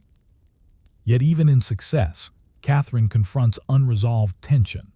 The very acts that expand her influence, travel, advocacy, correspondence, also expose her to criticism. Skeptics question whether a woman should intervene in politics or correspond directly with the papacy. She constantly negotiates her social position, mindful of both ecclesiastical hierarchy and public perception. Every action is an exercise in balancing boldness and caution. By the end of this phase, Catherine has achieved remarkable reach. She has influenced the papacy, mediated civic disputes, guided clergy, and inspired ordinary citizens. Yet her work remains ongoing, fragile, and dependent on continued effort. The question is not whether she has made an impact. She clearly has, but whether the structures she relies on, her own credibility, networks of influence, and perception of divine guidance, can endure beyond her lifetime. The unresolved question that hangs over this period is subtle. How much of spiritual authority can be exercised publicly without institutional sanction? Catherine demonstrates that influence is possible, even in a world that constrains women and fears mysticism. But it comes at the cost of constant vigilance, physical endurance, and moral precision.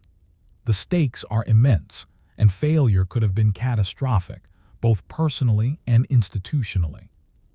Catherine's life at this stage models the negotiation between interior devotion and exterior engagement. She embodies a lesson that resonates across centuries. True authority, especially for marginalized figures, is a fragile construct, maintained through discipline, courage, strategic insight, and the ability to align mystical conviction with practical action. In the final stage of Catherine's life, the threads of vision, action, and diplomacy begin to converge into a legacy that will endure far beyond her own fragile body. By the late 1370s, she has returned from Avignon, her health weakened but her influence stronger than ever. You can picture a woman of 31, exhausted from travel, fasting, and relentless negotiation, yet still sustaining a presence that commands attention from popes, cardinals, and citizens alike. Every action she takes reflects decades of disciplined devotion and strategic insight. Catherine's mystical experiences remain intense and consistent. Unlike younger mystics, she no longer experiences visions as disjointed phenomena. They are integrated into her moral and spiritual framework. She interprets these encounters not as spectacles to display, but as tools to guide action. The interior voice of God and the exterior work of reform are inseparable. Prayer informs diplomacy, and diplomacy manifests prayer. This alignment allows her influence to be both effective and morally grounded. Her letters continue to circulate widely, and the impact is profound. She advises Pope Gregory XI to return the papacy from Avignon to Rome, a recommendation that is ultimately heeded in 1377. This intervention is not symbolic. It reshapes the spiritual and political landscape of Christendom, stabilizing the papacy after decades of schism. Catherine demonstrates the rare capacity of a laywoman to exert practical influence on institutional structures, relying not on office or wealth, but on moral authority and perceptive insight. Within Siena, Catherine's work with the sick, the poor, and local leaders continues unabated.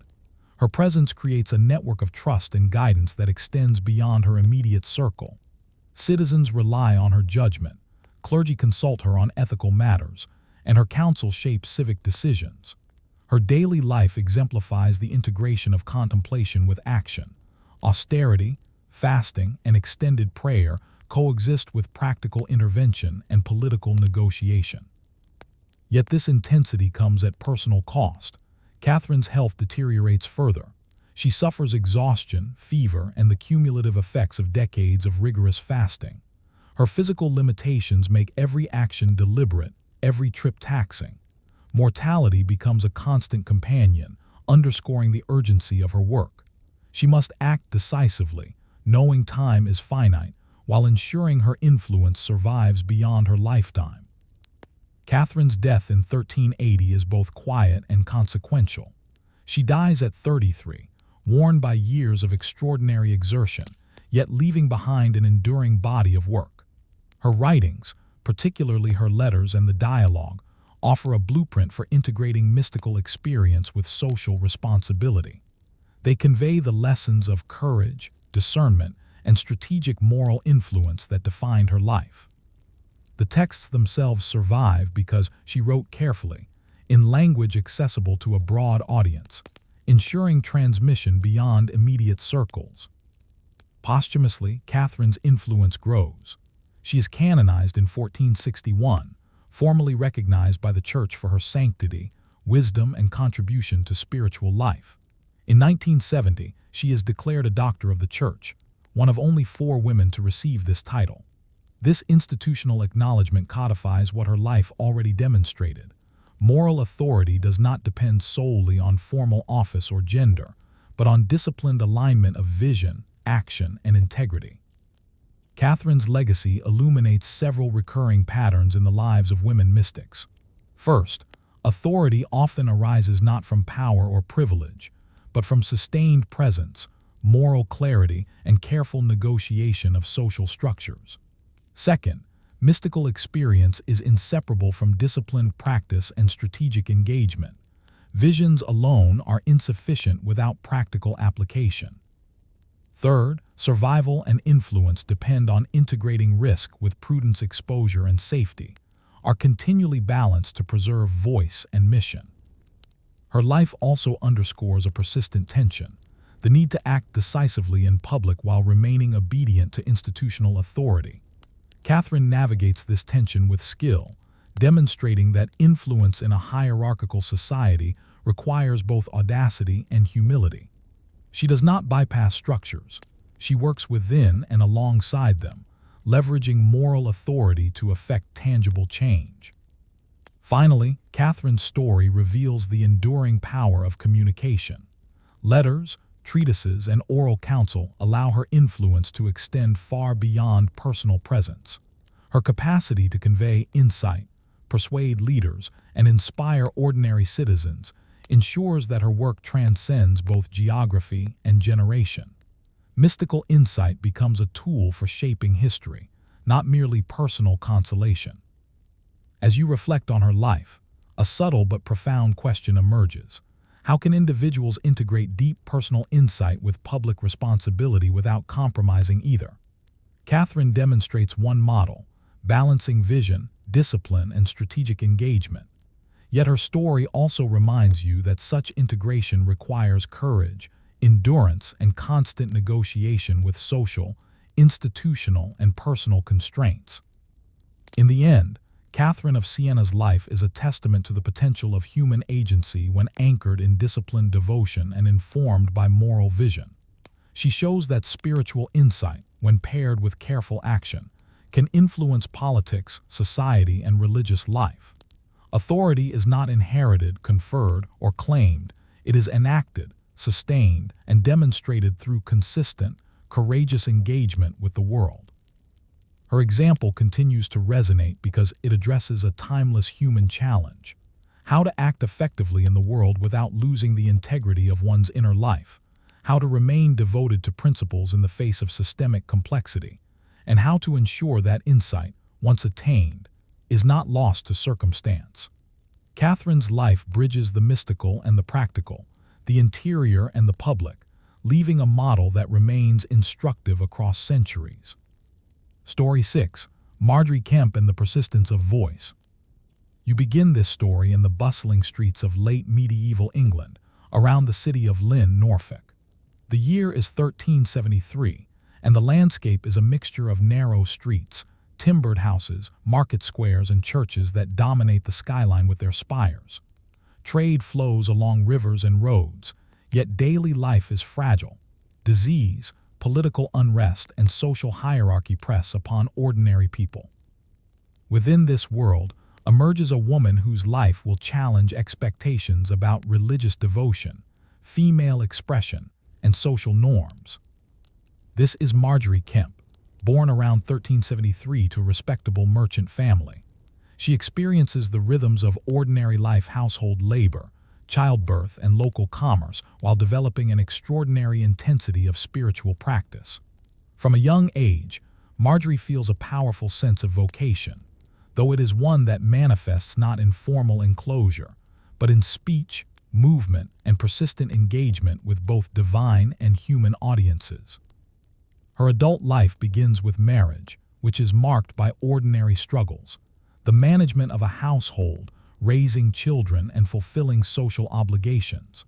Margery's spiritual experiences intensify during this period, particularly after the birth of her first child. She experiences visions of Christ, the Virgin Mary, and various saints. These visions are vivid and affect her behavior in ways that are visible to others. She weeps, screams, and speaks in prayer publicly, sometimes in the church itself. Such expressions are uncommon, even scandalous in her community. Margery's approach to spirituality is deeply personal, yet publicly enacted. She chooses not to enter a convent, remaining a laywoman with familial and social obligations. This choice places her in a precarious position. She seeks radical devotion without the protection of enclosure. She experiences intense mystical ecstasy and strict personal discipline, including fasting, prayer, and acts of penance, while remaining physically present in the social world. The tension between devotion and social expectation is constant. Townspeople, clergy, and family members are alternately supportive, bemused, or hostile. Her public displays of emotion, crying, shrieking, and fervent prayer, invite criticism and suspicion. People question her mental stability, social propriety, and spiritual authenticity. Margery is acutely aware of these judgments, but she persists, framing her behavior as obedience to divine command rather than personal indulgence. Travel becomes an essential aspect of her spiritual practice. Margery journeys to holy sites across England and continental Europe, including Rome, Jerusalem, and Santiago de Compostela. Pilgrimage is not merely devotional. It serves as a means of instruction, penance, and public witness. Along the way, she documents experiences, interactions, and visions, producing what will later become the Book of Margery Kempe.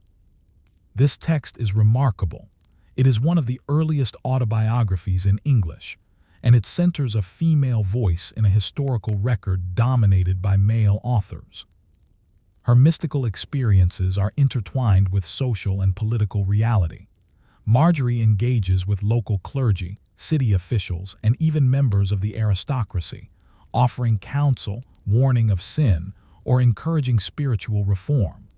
Her influence is not derived from formal authority. It comes from her persistent moral presence, visibility, and the perceived authenticity of her visions. Marriage, motherhood, and pilgrimage intersect with moments of intense spiritual insight. Margery often negotiates domestic responsibilities while experiencing visionary encounters. She interprets ordinary events, illness, childbirth, travel mishaps as opportunities for spiritual reflection. The boundary between everyday life and mystical experience is porous.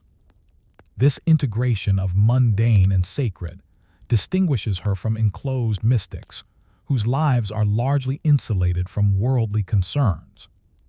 Her writing is both practical and performative. She recounts dialogue with divine figures, internal struggles, and encounters with skeptics. The language is direct and repetitive, emphasizing emotional intensity and moral lessons. Marjorie's narrative is self-conscious. She seeks to preserve her voice for readers, to justify her actions, and to provide instruction. The act of writing is itself a form of devotion, discipline, and public assertion. Social scrutiny remains constant. Marjorie is accused at times of exaggeration, self-indulgence, or even heresy. She defends herself by emphasizing obedience to divine instruction, willingness to accept penance, and steadfast commitment to prayer. She embodies the tension between female agency and societal expectations, navigating criticism without renouncing either devotion or voice. By the end of this phase, you can see how Marjorie's life is shaped by persistence. Her devotion is both extraordinary and ordinary, public and intensely personal. She insists on inhabiting the social world fully while maintaining rigorous spiritual discipline. Her work raises questions that continue to resonate. How can women assert religious authority without formal institutional support? How can mystical insight coexist with domestic responsibility, social obligation, and public visibility? Marjorie's early life leaves you with an unresolved tension. She is devoted, vocal, and active, yet the society around her is ambivalent. Will her voice persist despite criticism? Will her experiences be understood as authentic spiritual insight or dismissed as eccentricity? The answers are not yet clear, and the stakes, both personal and social, remain high. As Marjorie Kemp matures, her devotion takes on a public and itinerant character. You now see her moving through towns, cities, and ports across England and continental Europe, navigating spaces both physical and social that are rarely traversed by women alone. Pilgrimage becomes the crucible in which her spiritual and social identity are forged. It is here that her visions, moral authority, and human presence intersect, creating both admiration and controversy. Travel in the late 14th and early 15th centuries is arduous. Roads are uneven, often dangerous, and lodging is limited. Disease and theft are constant threats. For a woman traveling alone or with a small retinue, these conditions require courage, persistence, and careful negotiation with local authorities. Marjorie undertakes these journeys not for leisure, but for spiritual fulfillment, moral instruction, and the desire to witness her devotion publicly. Pilgrimage also becomes a vehicle for social influence. Marjorie engages with clergy, lay leaders, and aristocrats, offering counsel, exhortation, or warning. She frames her interactions in moral terms, often invoking visions or divine guidance as justification. Unlike cloistered mystics, her authority is exercised in public spaces, marketplaces, city streets, churches, and inns. Every encounter carries both risk and opportunity. Misstep could provoke ridicule or accusation. Skillful engagement could extend her influence widely. Her mystical experiences continue alongside travel. She reports visions of Christ, the Virgin Mary, and saints, often intertwined with practical moral instruction. These encounters are intense. She weeps, prays aloud, or physically demonstrates emotion in ways that astonish or disturb onlookers.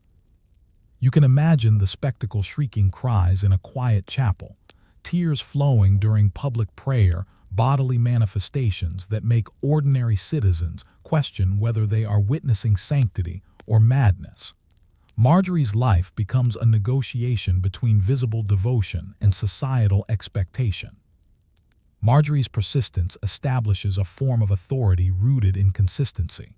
Unlike charismatic leaders whose influence relies on episodic displays, she maintains long-term visibility, traveling repeatedly, performing acts of devotion publicly, and adhering to rigorous personal discipline. Authority here is earned through endurance rather than decree. People come to recognize her as a reliable conduit of spiritual truth, even if they do not fully understand or approve of her methods. Her writing reflects the integration of travel, vision, and moral teaching.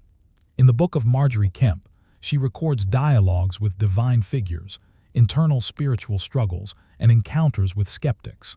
The text is remarkable for its first-person voice, its vernacular language, and its frank discussion of emotion and bodily experience. Marjorie does not hide human vulnerability, fear, doubt, fatigue, but situates it within a framework of obedience and devotion. Her narrative preserves both the intensity of mystical experience and the practical challenges of navigating public life. Social scrutiny intensifies during this phase. Townspeople, clergy, and family members are sometimes bewildered by her conduct. She is accused of self-indulgence, of excessive emotional display, even of heresy. Yet Marjorie deflects these critiques by emphasizing obedience to God, submission to clerical authority when required, and consistent devotion. She demonstrates that persistence and transparency are as important to spiritual authority as visions or eloquence. Marriage and motherhood continue to shape her life. She negotiates domestic obligations alongside pilgrimages and public interventions. The ordinary demands of family coexist with extraordinary devotion, illustrating a principle that recurs in women mystics. Spiritual authority can exist within the constraints of social and familial responsibility, but it requires extraordinary discipline and negotiation. Political and religious networks further extend her influence. Marjorie corresponds with local leaders, advises on moral and civic matters, and intervenes in disputes where her reputation carries weight. Her authority is non-coercive. She cannot enforce compliance, but she can persuade, warn, and guide through moral credibility and the perceived authenticity of her mystical experiences. This fragile, negotiated influence is distinct from institutional power, yet remarkably effective. By the end of this phase, Marjorie has created a life in which mystical experience, social engagement, and personal devotion are inseparable. She demonstrates that spiritual authority does not require cloistered isolation. It can exist in the messy, public spaces of commerce, travel, and family life. Yet the tension remains. She is constantly negotiating visibility, credibility, and personal vulnerability. One misperceived act could undermine decades of influence. The unresolved question at this stage is immediate. Can such a persistent, visible female voice survive in a society that is ambivalent toward women's authority, mystical display, and public intervention? Marjorie's life suggests that survival and influence require not only devotion, but careful attention to social dynamics, strategic action, and extraordinary endurance. Yet the fragility of this balance is ever present, making every public act a test of both spiritual conviction and social acumen. In the final stage of Marjorie Kemp's life, the remarkable interplay between her mystical devotion and public engagement begins to solidify into a lasting legacy. You can picture her in her 50s, having endured decades of rigorous travel, fasting, prayer, and public scrutiny, moving carefully through the streets of Lynn, kneeling in churches, or resting briefly in lodgings between pilgrimages. Her body is worn, her voice sometimes strained, yet the persistence that defined her life continues to resonate in every interaction. By this time, Marjorie's influence is both local and distant. Locally, townspeople, clergy, and family recognize her as a figure of extraordinary devotion. She mediates disputes, offers counsel, and provides spiritual guidance to individuals across social classes. Her presence becomes a stabilizing force within her community, though never without tension. People admire, question, or fear her, but they cannot ignore her. Her authority emerges less from institutional sanction than from demonstrated consistency and moral reliability. Pilgrimages continue to play a critical role in her life, yet they also become sites of reflection. Marjorie recounts encounters with clergy, civic leaders, and pilgrims across England, the Low Countries, and even continental Europe. Each journey amplifies her reputation, but also exposes her to criticism. Her public displays of devotion, crying, shrieking, kneeling for hours, or weeping at holy sites remain controversial. Yet these behaviors are not performative in the ordinary sense. They are the physical manifestation of a life wholly dedicated to spiritual discipline, observable evidence of the interior commitment she consistently cultivates. A defining aspect of Marjorie's legacy is her text, the Book of Marjorie Kemp. Likely dictated to scribes late in her life, the text preserves her experiences, visions, and interventions in her own voice. It is remarkable for its frank discussion of emotion, bodily experience, and mystical phenomena. She records her doubts, tears, and struggles as carefully as her ecstasies, emphasizing the human and spiritual inseparability of devotion. The book serves multiple functions: devotional guide, autobiographical witness, and public testament to a woman's capacity for agency and moral authority.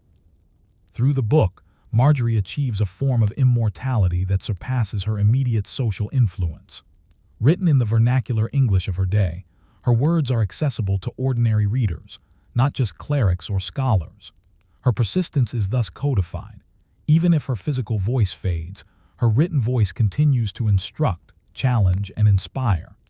This textual survival is particularly significant for a woman whose authority was exercised largely outside formal institutions. Marjorie's mysticism is inseparable from her social action. She interprets visions not as private experiences but as imperatives for engagement, prayer, counsel, fasting, and advocacy. Spiritual insight becomes a tool for shaping both personal life and the lives of others. Her devotion is disciplined, structured, and consistent, yet exercised in dynamic, public, and often unpredictable social contexts.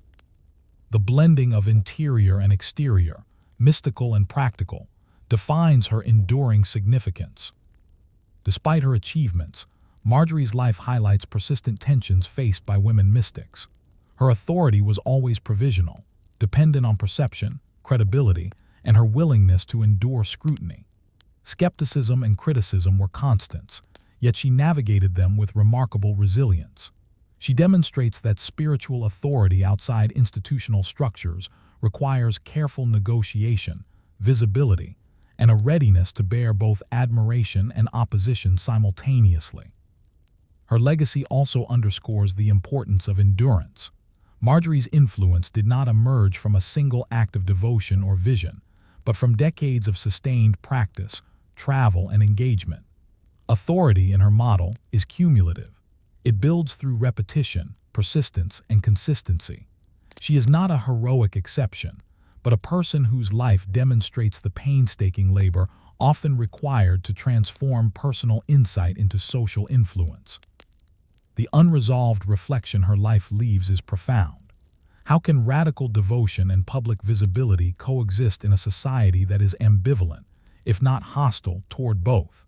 Marjorie's example shows that survival, influence, and authenticity are possible, but they demand extraordinary patience, discipline, and negotiation. Spiritual life, public engagement, and social authority are interdependent, each shaping and constraining the others. Her life asks you to consider: how many voices, similarly devoted yet less persistent, were lost to social expectation or marginalization? Ultimately, Marjorie Kemp's story is about the persistence of voice.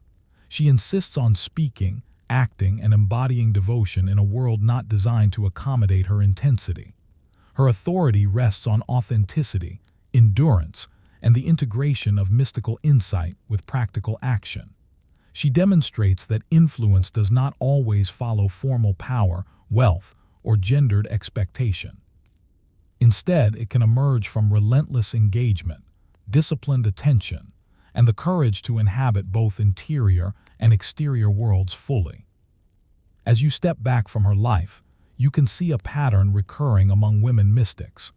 Visionary insight requires not only spiritual sensitivity, but strategic engagement, endurance, and the courage to maintain one's voice against social pressures. Marjorie's legacy survives because she insisted on continuity, because she balanced devotion with practicality, and because she recognized that a life fully lived in witness despite criticism or vulnerability can shape both contemporaries and generations yet to come. Story 7. Hildegard of Bingen and the Sound of Vision. You begin this story in the lush, rolling hills of the Rhineland in the early 12th century, where dense forests, winding rivers, and scattered villages define life in both practical and symbolic terms. It is a world of monasteries and abbeys, where religion shapes almost every aspect of daily existence: work, education, health, and governance. Into this environment is born a child whose future influence will span music, medicine, theology, and mysticism: Hildegard of Bingen. Hildegard is born in 1098 to a noble family near Bermersheim. Her early life is marked by conventional privilege and education typical of the daughters of minor nobility. Yet even as a child, she demonstrates extraordinary sensitivity, keen observation, and unusual imagination. She experiences visions from a very young age, some say as early as age 3. These are not simple daydreams but intense, immersive experiences of light, color, and spiritual insight.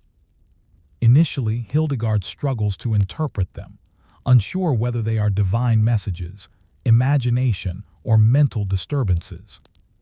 Her family, recognizing her uniqueness but also constrained by societal norms, follows a common practice of the time.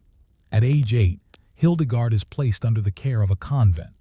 She is offered to the church, a process known as oblation, where children were entrusted to monastic life for spiritual formation.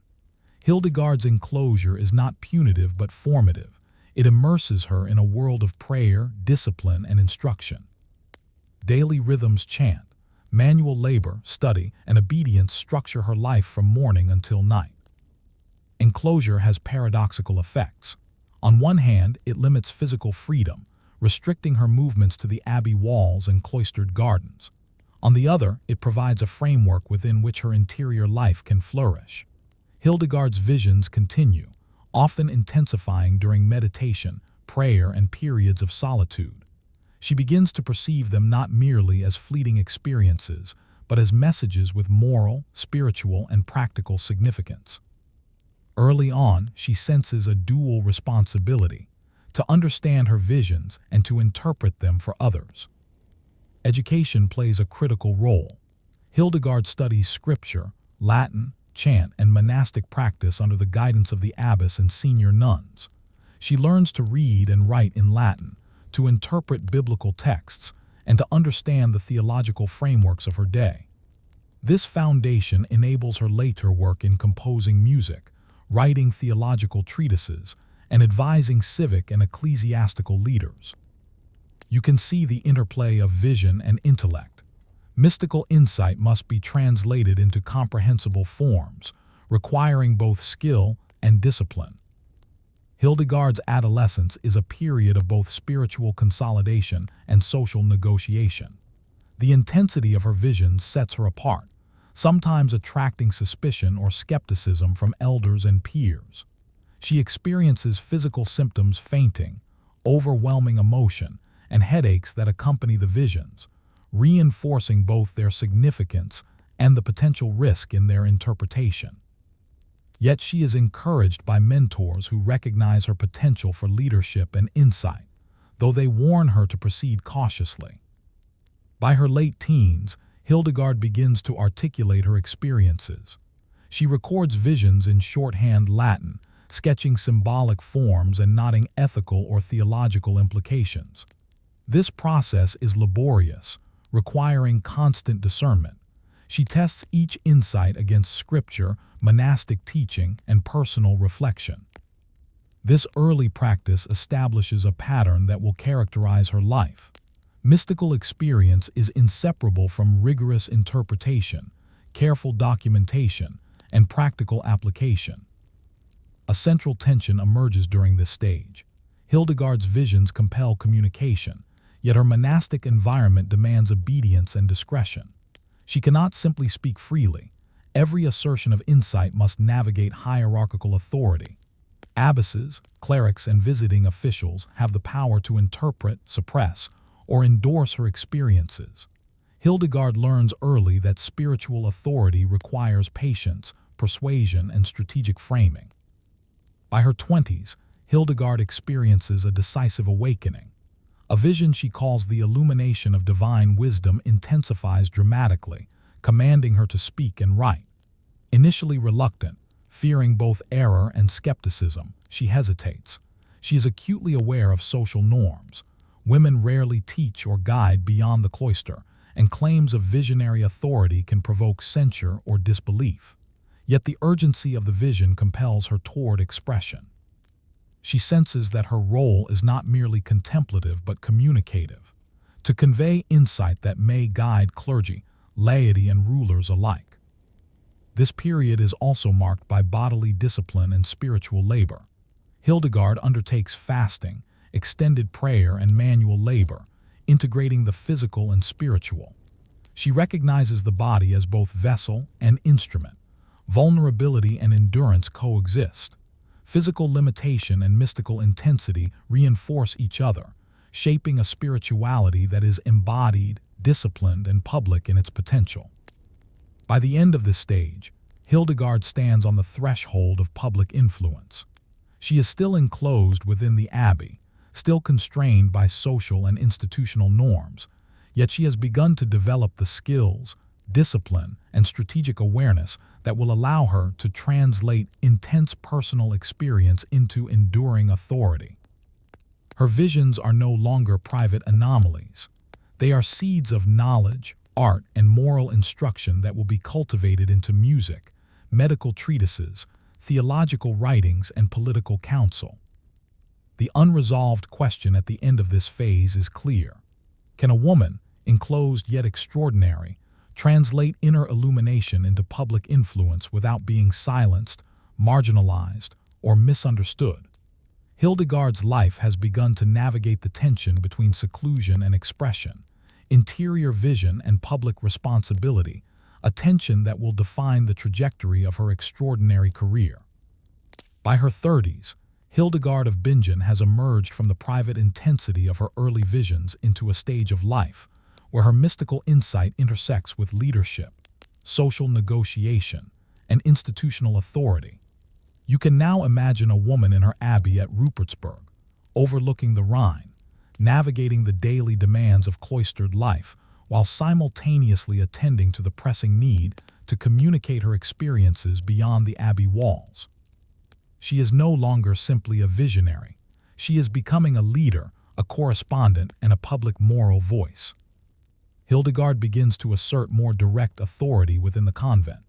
After decades of careful preparation, she is eventually recognized as magistra by her fellow nuns. Leadership requires balancing the needs of the community, the strictures of monastic discipline, and the individual spiritual development of her charges. She institutes routines for prayer, work, and study, codifying the lessons learned from both her visions and her observation of human behavior. Her methods are rigorous but thoughtful, designed to cultivate attentiveness, devotion, and resilience among the sisters. Her influence is not confined to her immediate monastic environment. Hildegard begins to correspond extensively with popes, bishops, monarchs, and abbesses across Europe. Her letters are remarkable for their combination of theological reflection, moral exhortation, and practical counsel. She addresses issues ranging from ecclesiastical reform and clerical morality to local disputes and ethical guidance. In each case, Hildegard demonstrates an acute understanding of her audience, adapting tone and argument to suit both the recipient and the urgency of the matter. The letters reveal her strategic mind. She knows that as a woman, her authority will always be contested, so she frames advice with humility, grounding recommendations in scripture and divine vision. She simultaneously projects confidence, drawing upon the credibility conferred by her mystical experiences. In doing so, she navigates a delicate balance: assertiveness without arrogance, urgency without overstepping hierarchical boundaries.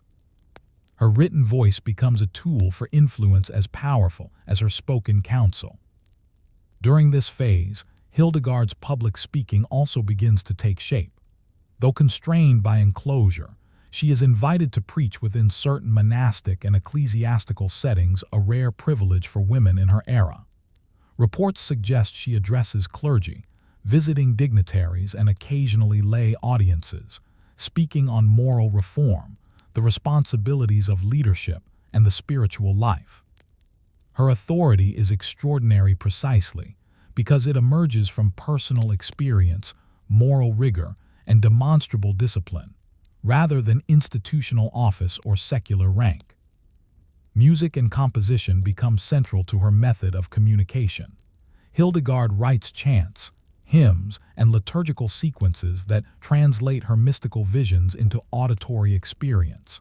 Her compositions, characterized by soaring melodies and unusual intervals, are designed to evoke the spiritual and emotional states she perceives in her visions. Music in Hildegard's work is both a devotional exercise and a medium for teaching. It communicates insight in a form that transcends linguistic and social barriers. She effectively turns sound into architecture, mapping spiritual principles onto rhythm, melody, and harmony. Hildegard's work in medicine and natural philosophy also expands during this period. She composes treatises on the properties of plants, the human body, and the interaction of spiritual and physical health. These writings integrate empirical observation, theological insight, and mystical perception. Again, her authority is carefully negotiated. She frames medical advice as aligned with divine wisdom, appealing to both spiritual and practical reasoning. Her holistic approach demonstrates the interdependence of mind, body, and spirit, a principle that underlies much of her work. Travel, though limited by health and enclosure, occurs strategically. Hildegard visits other convents, supervises construction and organization, and mediates disputes. Her journeys reinforce her reputation, establish networks of influence, and provide opportunities to share guidance directly. Each movement is deliberate, calculated to maximize impact while minimizing exposure to danger or scandal. Even within these physical constraints, she maintains a striking public presence. Yet tensions persist. Hildegard's claims of vision invite scrutiny, skepticism, and occasional censure. Her gender and social position make her vulnerable in an environment where clerical authority dominates. She responds with meticulous documentation, careful framing, and persistent moral demonstration. Her leadership is thus a combination of spiritual authority, strategic communication, and disciplined embodiment of the principles she teaches.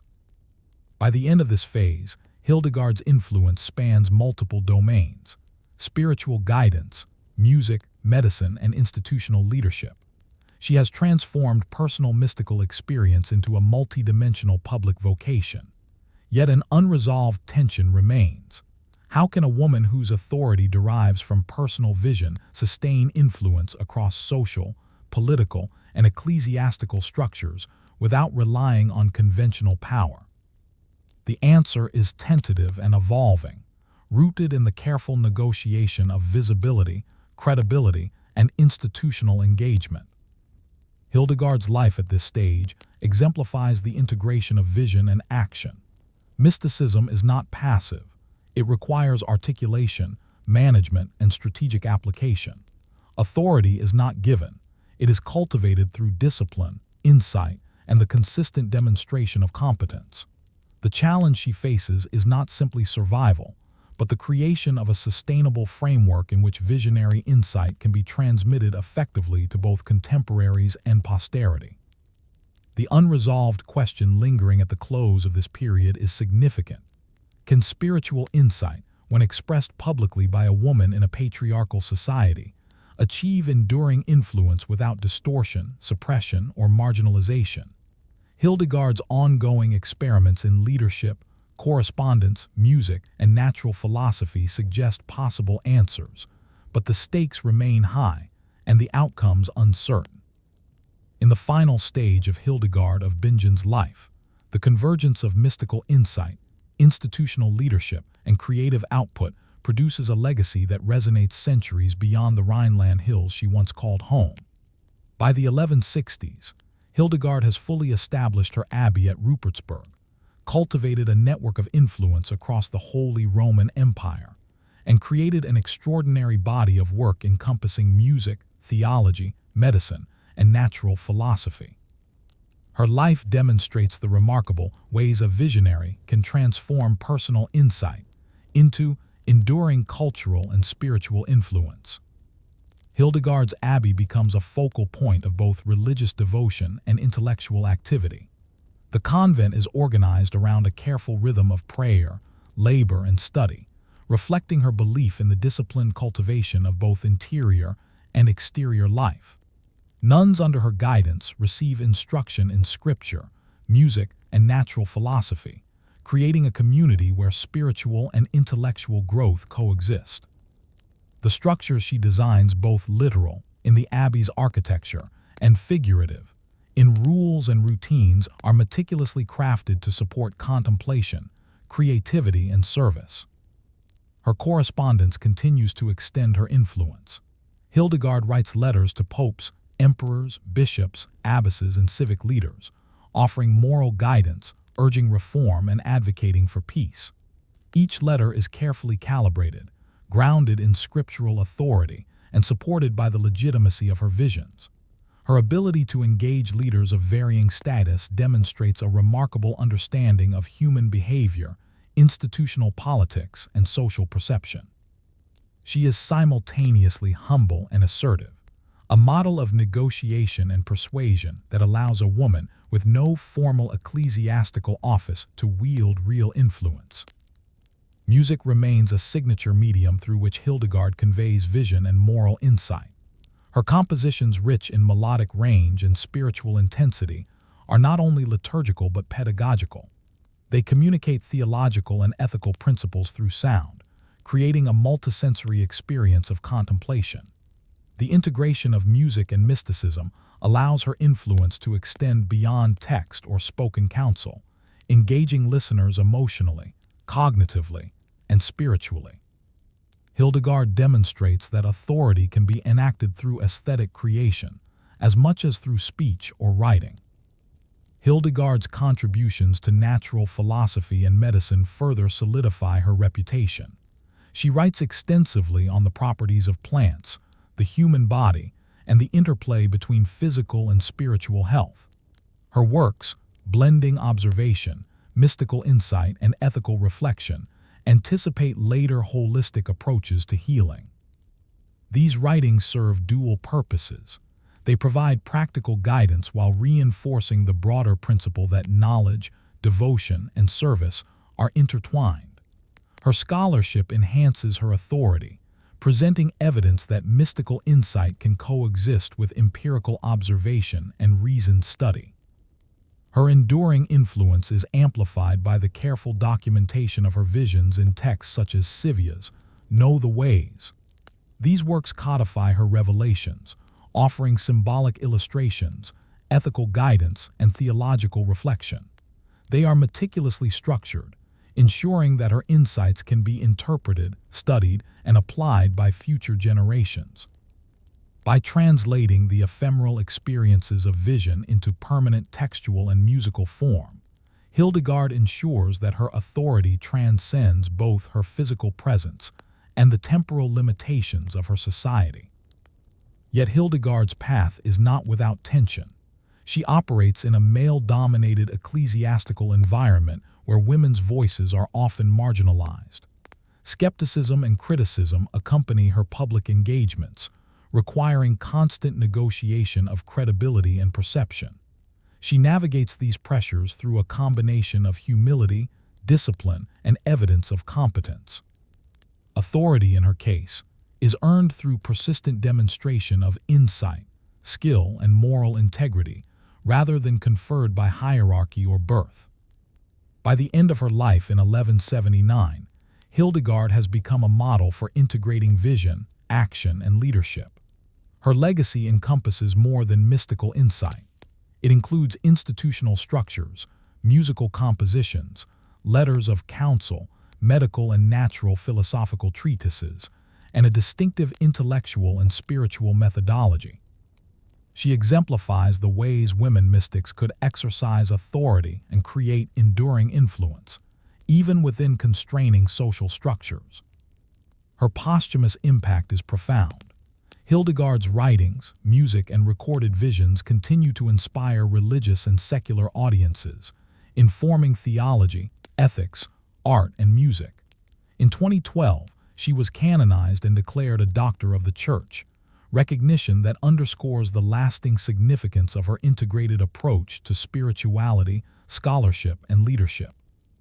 Her work continues to challenge assumptions about women's capacity for authority and creative influence in historically male-dominated domains. The unresolved reflection from Hildegard's life resonates across centuries. How can mystical insight be communicated, preserved, and enacted effectively in a world that often doubts or marginalizes unconventional voices? Her achievements suggest that the careful integration of vision, discipline, creativity, and strategic engagement can produce authority that is both authentic and enduring. Yet her story also reminds us that such authority is contingent, requiring constant negotiation, courage, and the ability to translate private insight into public, actionable forms. Ultimately, Hildegard of Bingen demonstrates the extraordinary potential of human ingenuity and devotion. Her life is a testament to the possibility of bridging the interior and exterior, the mystical and practical, the individual and communal. She models a form of leadership that is both visionary and tangible, rooted in disciplined attention, moral courage, and persistent effort. The resonance of her voice through letters, music, and texts continues to remind you that influence, when exercised with integrity and insight, can endure far beyond the boundaries of time, gender, or circumstance. Story 8. Julian of Norwich and the Mystery of Divine Love. You begin this story in the small city of Norwich, England, in the latter half of the 14th century. Narrow streets wind between timber-framed houses, market squares hum with trade, and the shadow of the cathedral looms over daily life. This is a period marked by social upheaval. The Black Death has swept through the land, mortality is ever present, and the church occupies both spiritual and civic authority. Into this world is born a woman whose life will illuminate the depth of mystical experience and the enduring power of reflection. Julian of Norwich. Little is known of Julian's early years, including her family background. It is presumed she was born around 1342, though precise records are lacking. What is remarkable, however, is that she survived a period of immense mortality, including the Black Death that decimated Norwich in 1349. Survival itself shapes her sensibility. The fragility of life, the omnipresence of death, and the immediacy of human suffering become central to her spiritual contemplation. Julian's defining spiritual experience occurs in 1373, when she falls gravely ill, near death. Confined to her bed, she experiences a series of visions or showings that profoundly shape her understanding of divine love. She perceives Christ in vivid, tangible forms, experiencing both suffering and comfort. These visions are intensely personal and mystical, yet they are also reflective, inviting contemplation on the nature of sin, redemption, and human frailty. Her initial recovery marks the beginning of a lifelong vocation. Julian dedicates herself to prayer, reflection, and writing. Unlike other mystics who actively sought public engagement, Julian embraces a life of relative seclusion, remaining in Norwich and limiting her external interactions. She chooses to live as an anchoress, a woman enclosed in a cell attached to a church, living a life of contemplation, prayer, and spiritual counsel. The cell is small, austere, and windowed only to allow communication with visitors and to view the churchyard. This enclosure becomes both a sanctuary and a stage, a place where inner vision is nurtured and where advice can be given without direct worldly entanglement. Julian's practice of enclosure is deeply disciplined. Daily life is structured around prayer, reading, reflection, and occasional conversation with seekers who come to consult her. She fasts regularly, prays for hours, and meticulously records her thoughts. Her work is not only spiritual but intellectual. She reflects on the theological implications of her visions, interpreting them for herself and for those who seek her counsel. Writing, meditation, and dialogue become inseparable, each reinforcing the other. The content of her visions emphasizes divine love as encompassing, patient, and merciful. Julian perceives a God who is intimately involved with human experience, compassionate in the face of suffering, and persistent in seeking reconciliation. These insights are radical in their simplicity. She interprets suffering not as punishment, but as an opportunity for union with divine compassion. This perspective contrasts sharply with prevailing attitudes towards sin, penance, and divine wrath in late medieval England, offering a vision of spirituality that is both comforting and intellectually profound. Her reflections also engage with the realities of human suffering.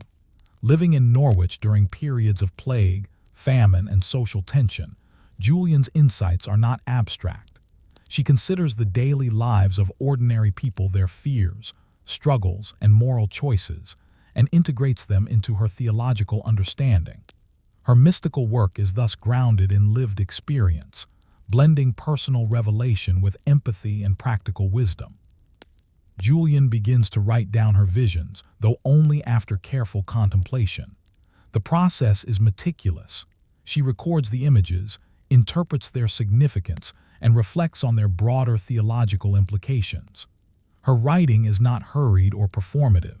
It is deliberate, reflective, and integrative, offering a model of mysticism that prioritizes understanding over spectacle. She calls her work Revelations of Divine Love, a text that will later become one of the most influential works of English spirituality. A central tension emerges early in her life: the desire to communicate profound insight versus the need for privacy, reflection, and discernment. Julian's enclosure provides safety and space, but it also limits the immediacy of her influence. Her authority is exercised subtly, through written reflection and carefully mediated counsel to visitors, rather than through public pronouncement or institutional office. This strategy allows her to maintain credibility and safety, while exploring deep spiritual truths. By the end of this stage, Julian's life is defined by the interplay of vulnerability, insight, and disciplined reflection. Her mystical vision has been initiated, her vocation clarified, and the structures of enclosure, prayer, and writing established. The unresolved question at this point is compelling. How can the insights gained in solitude, through illness and vision, reach and influence the wider world? Julian's life suggests that impact may not require mobility or political engagement, but the path from inner revelation to enduring authority remains to be navigated. By the late 1370s and early 1380s, Julian of Norwich has settled fully into the rhythm of her life as an anchoress. Her cell, attached to the Church of St. Julian in Norwich, is small, austere, and deliberately designed to separate her from the broader world while maintaining a controlled connection. Through a small window, she receives visitors, men and women seeking spiritual counsel, guidance, or simply reassurance, and through another window, she gazes outward toward the churchyard, observing the rhythms of life while remaining physically enclosed. This setting allows Julian to exercise influence without exposure to the dangers of public life, creating a unique model of authority based on presence, insight, and reflection. Writing becomes central to her vocation. Julian begins by recording her 16 mystical visions, carefully reflecting on their meaning before attempting to articulate them. This process is slow and deliberate. She does not aim for grand theological innovation or ecclesiastical recognition. Her goal is understanding and integration. The resulting text, which she later revises extensively, is structured around contemplation, interpretation, and pastoral insight. Julian interweaves description of visions, meditation on suffering, and reflection on divine love, creating a work that is both deeply personal and universally resonant. The content of Julian's work emphasizes radical optimism tempered by realism. She repeatedly asserts that all shall be well, and all shall be well, and all manner of things shall be well, a phrase that encapsulates her vision of divine providence. Yet her optimism is not naive. She acknowledges human sin, suffering, and error, but frames them as opportunities for growth, union with the divine, and transformation. The tension between human frailty and divine mercy becomes the central lens through which she interprets the world. Julian's authority emerges not from institutional sanction, but from her careful articulation of experience, moral insight, and spiritual wisdom. Visitors come to her for counsel on sin, illness, and spiritual uncertainty. Through these interactions, she exercises what can be called quiet authority. Her influence is subtle, persuasive, and grounded in perceived authenticity. People respect her because her words align with experience and ethical consistency, rather than coercion or hierarchical privilege. Her presence exemplifies how spiritual authority can be enacted through disciplined life, reflection, and empathetic guidance. Even in enclosure, Julian navigates social and political realities. Norwich is a city recovering from plague, famine, and social tension. The church maintains significant civic influence, and public morality is a matter of concern to local authorities. Julian offers counsel that is ethical, practical, and spiritually informed, providing moral guidance while avoiding overt challenge to clerical authority. This delicate balancing act allows her to remain credible and respected, while exercising moral influence within her community. Her writing also addresses the relationship between human action and divine providence. Julian emphasizes that suffering, sin, and hardship are not punishments, but occasions for spiritual reflection and union with God. She frames her insights in a way that resonates with ordinary people, grounding theology in lived experience. Her reflections are often meditative, repeating, and recursive, reflecting the slow work of understanding both human nature and divine intention. The text is intentionally accessible, written in Middle English rather than Latin, ensuring that her audience includes laypeople, not just clerics or scholars. The anchoress's daily practices reinforce the credibility and coherence of her authority. Julian fasts, prays, and meditates regularly, demonstrating consistency between inner devotion and outward conduct. Her life itself becomes a testament to her message. The disciplined, reflective, and compassionate practice of faith validates the truths she conveys. Authority, in this context, is inseparable from embodiment. Her words carry weight precisely because they are backed by sustained practice and moral consistency. Yet challenges remain. Skepticism, both social and ecclesiastical, persists. The church of the period remains cautious regarding female mystics, especially those operating outside convents or formal hierarchies. Julian navigates these constraints by careful moderation, by framing her insights as responses to visions rather than personal assertions of doctrinal authority, and by exercising discretion in her public interactions.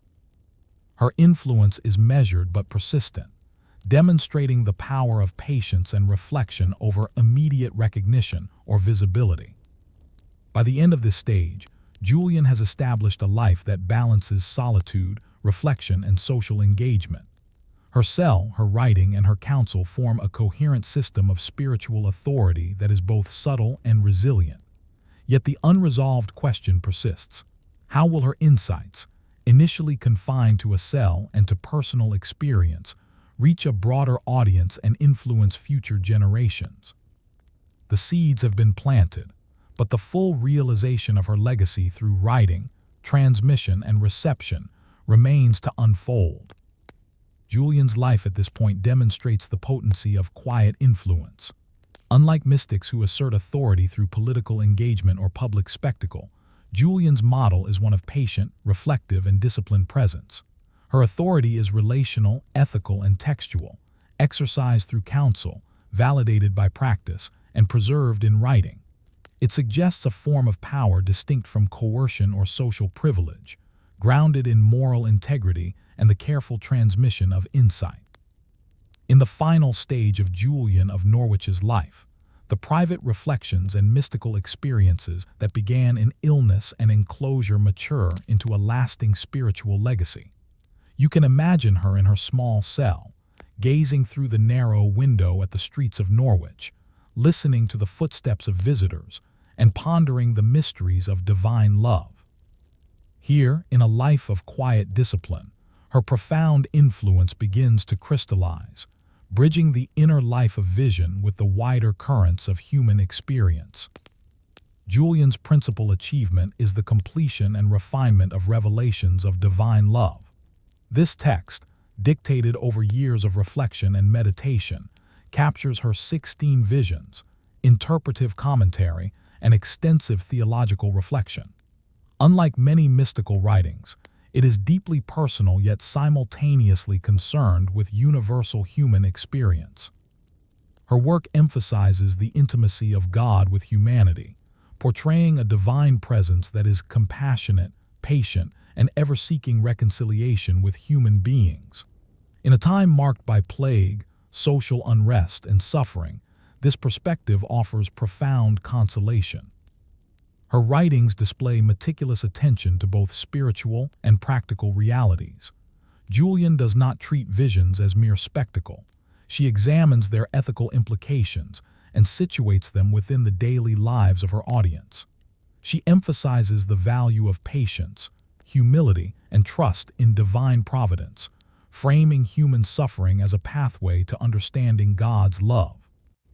Her reflections integrate theological insight with lived experience, showing how mystical awareness can inform practical living and moral decision-making. The transmission of Julian's text is itself remarkable. Initially intended for a small circle of spiritual seekers, the manuscript survives through careful copying, reading, and preservation by nuns and laypersons alike. Over the centuries, her writings come to influence theologians, poets, and religious thinkers, shaping conversations on spirituality, divine love, and the role of women in mystical tradition. The survival of her work is a testament to the resonance of her insights and the deliberate care with which she preserved them. Julian's influence is also exercised directly through her counsel. Even in enclosure, she interacts with visitors who seek guidance on sin, suffering, and moral responsibility. These conversations are emblematic of a particular form of authority, relational, moral, and experiential. Her guidance is not coercive or doctrinally enforced. It is persuasive, grounded in lived wisdom, spiritual insight, and ethical consistency. Her quiet presence becomes a channel through which others encounter a form of spiritual authority that is both accessible and transformative. Her life exemplifies the integration of vision, reflection, and action. Julian demonstrates that mystical insight is not solely for personal consolation. It can shape understanding, provide guidance, and foster resilience in others. Her discipline through prayer, meditation, writing, and counsel validates the authority of her insights, allowing them to resonate even beyond her immediate circle. The model she establishes is subtle yet enduring. Influence exercised through patient observation, careful reflection, and ethical engagement. The broader significance of Julian's work lies in its universality. She does not rely on ecclesiastical office, political power, or social privilege. Her authority emerges from the coherence of her insight, the integrity of her practice, and the clarity of her communication. In doing so, Julian challenges assumptions about the limits of female spiritual authority, demonstrating that influence can be sustained through reflection, moral consistency, and textual preservation. Her life bridges the intimate and the communal, showing that a life of seclusion can nonetheless shape thought, devotion, and culture. Julian's reflections on suffering, sin, and divine love remain relevant across centuries.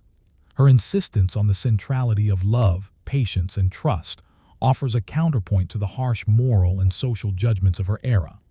By situating human experience within a framework of divine care, She provides a theological and ethical lens that informs pastoral practice, devotional literature, and broader spiritual thought. Her words continue to invite readers to engage in careful reflection, moral discernment, and sustained attention to the interior life. As Julian's life draws to a close, likely in the early 15th century, her influence is already established locally. Yet the full reach of her work continues to unfold through manuscripts, readings, and spiritual practice.